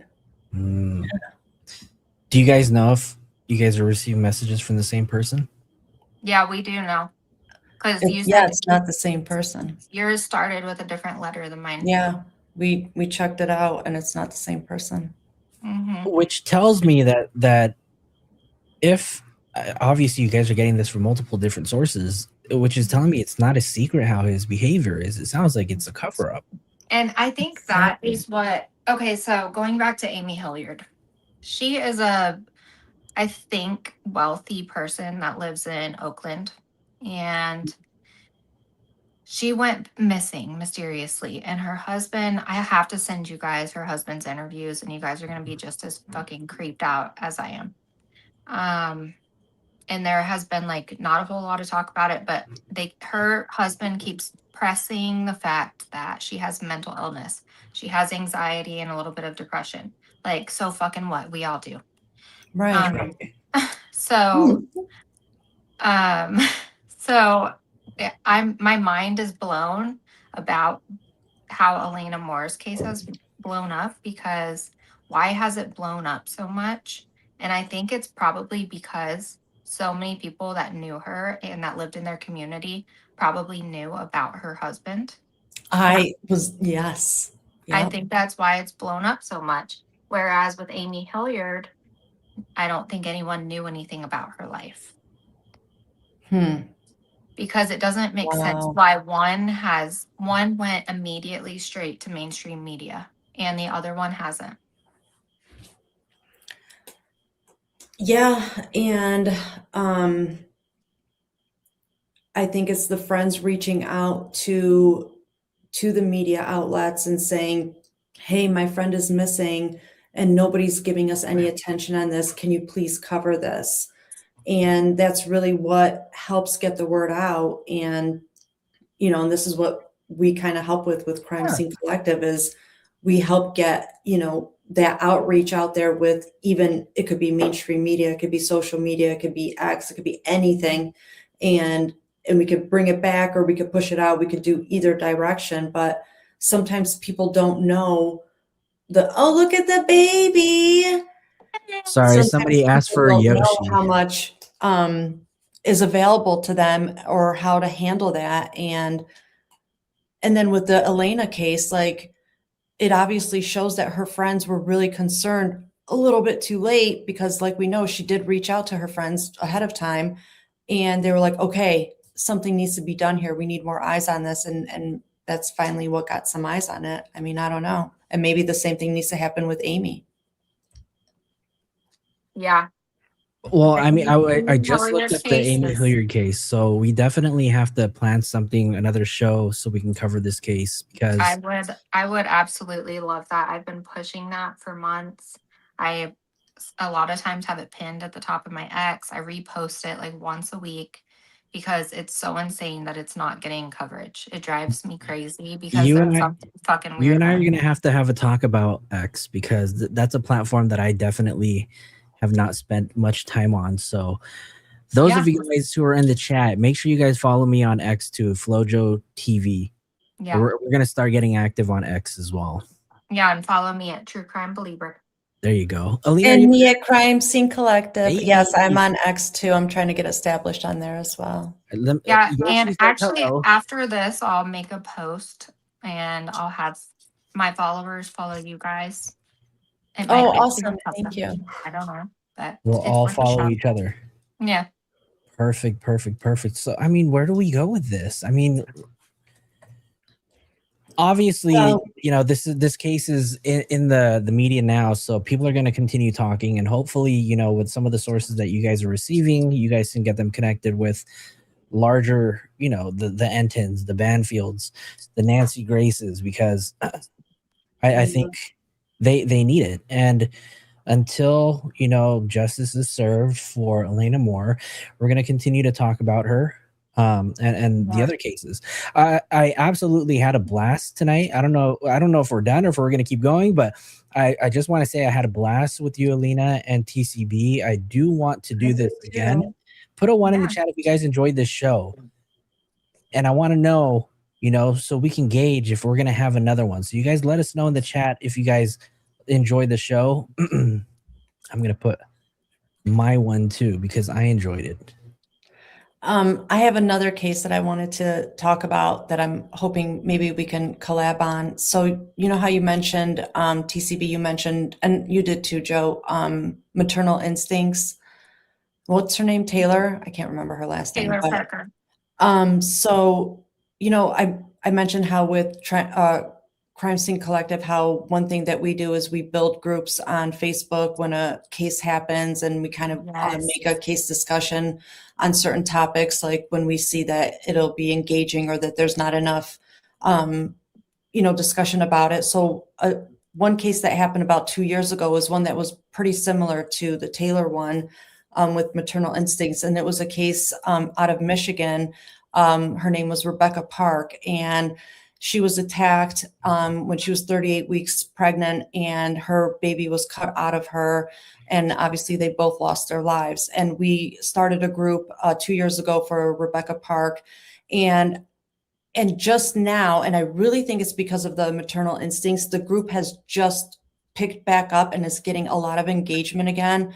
And I'm connecting with Rebecca's sister, a lot of local people over there. There's just a lot of activity. So maybe we can get together and bring it back to light and get attention back on it. So that'd be something, just, because it's back in the spotlight. I would love We to can talk about that as well. So they were never arrested, whoever did it? No, there's a lot going on with it. I just have to bring myself back up to speed. It honestly just happened in the last 24, 48 hours. So I had to go in there and make the group private. I had to clean it up. I had to do all this stuff. So I have to bring myself back up to what's happening. I was doing a lot of maintenance in there. So I'm just not where I should be. I'm just, trying to keep up with everything. So I have to figure out where everything is. I know that there has been arrests. There has been, because at some point they couldn't find the baby. And then I think they found it shoved in a wall, hiding somewhere, because obviously it didn't make it. There's just all these different caveats to it. So, I was just trying to keep up during the whole time. So, yeah, I'll update you guys and let you know. Absolutely. Well, I shared all of your links in the chat, so I do hope that everybody in the chat goes and follows TCB on X and on YouTube, and then follows Elena on X, YouTube, and TikTok. Awesome. I'm also on TikTok, True Crime Belieber.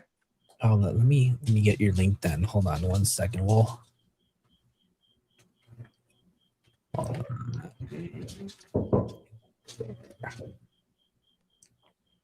That's so sad, Elena. Oh my God. Yeah, I mean, it's a lot. It's it is sad. That breaks my heart. Have you guys been following the Lynette Hooker case? Yes, absolutely. I've been all over that one. I cannot wait for Carly to get justice. Yeah. And, I think that one is a pretty telling case as well. And there was a lot of signs along the way. And It's just thank God for the daughter, for speaking out, and Carly and being the voice of her mom and telling the story for her and bringing the proper attention, because if it wasn't for her, then I don't even know the guy's name because I don't give him attention. But he would have been able to hold the narrative, and he was for a good little bit there, you know, and people were believing him and having sympathy for him. Yeah. Yes, definitely. Thank you to Harley and everybody in your chat for helping the whole time. Gold Digger Yeah, and I Thank totally you so appreciate much that. for and coming all their in, Harley. mods. Thank you to your mods for helping out everything. And thank you for hosting tonight. Like, this was amazing. Yeah. And This- thank you so much for having me. I really appreciate it. Well, you are welcome back to the show anytime. Actually, I had a blast doing it. It's a lot. I don't know. I enjoy doing panel shows as opposed to just me going on by myself. So at least I can have other people kind of carry the conversation too. So it's nice Yeah. to have other people on there. So I do appreciate TCB, True Crime Belieber, Elena for joining the show. Anything you want to share? Anything else? I mean, I think we dropped your links, but if you want to just remind everybody where they can find you. Think we're good. I just hope we can do this again, and we should just set like a routine so everybody can expect to see us like every so often and just cover these cases and give updates. I All agree. the Adventure says, incredible job, everyone. It was so natural for the three of you together. You need to do this often. Thank you. I love you, Cheryl. I think we absolutely can do this fairly often. So I mean, I'm definitely not opposed to it. So if you guys enjoyed it, we will absolutely do it again. So do me a favor, if you guys haven't already, go to all of their pages, subscribe to all of their platforms, whether it's YouTube, TikTok, X. Nobody uses Instagram anymore, huh? No, I tried to. I tried to, and I didn't get any views on anything. And like, it's not about the views, but it's about like putting the word out. And I wasn't getting the word out. No traction, right? Yeah. Yeah. Well, we absolutely will do this again.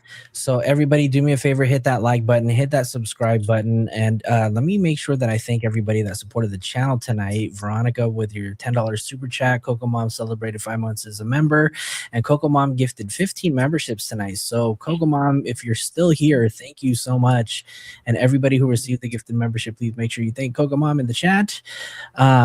I think that'll be it, you guys. Thank you guys for tuning in to Filling in the Gaps. My name's FloJoe and Crime Scene Collective and TCB. Thank you guys for being here. We'll see you guys later, you guys. Take care. Thank you. Good night. Good See you night. guys next time.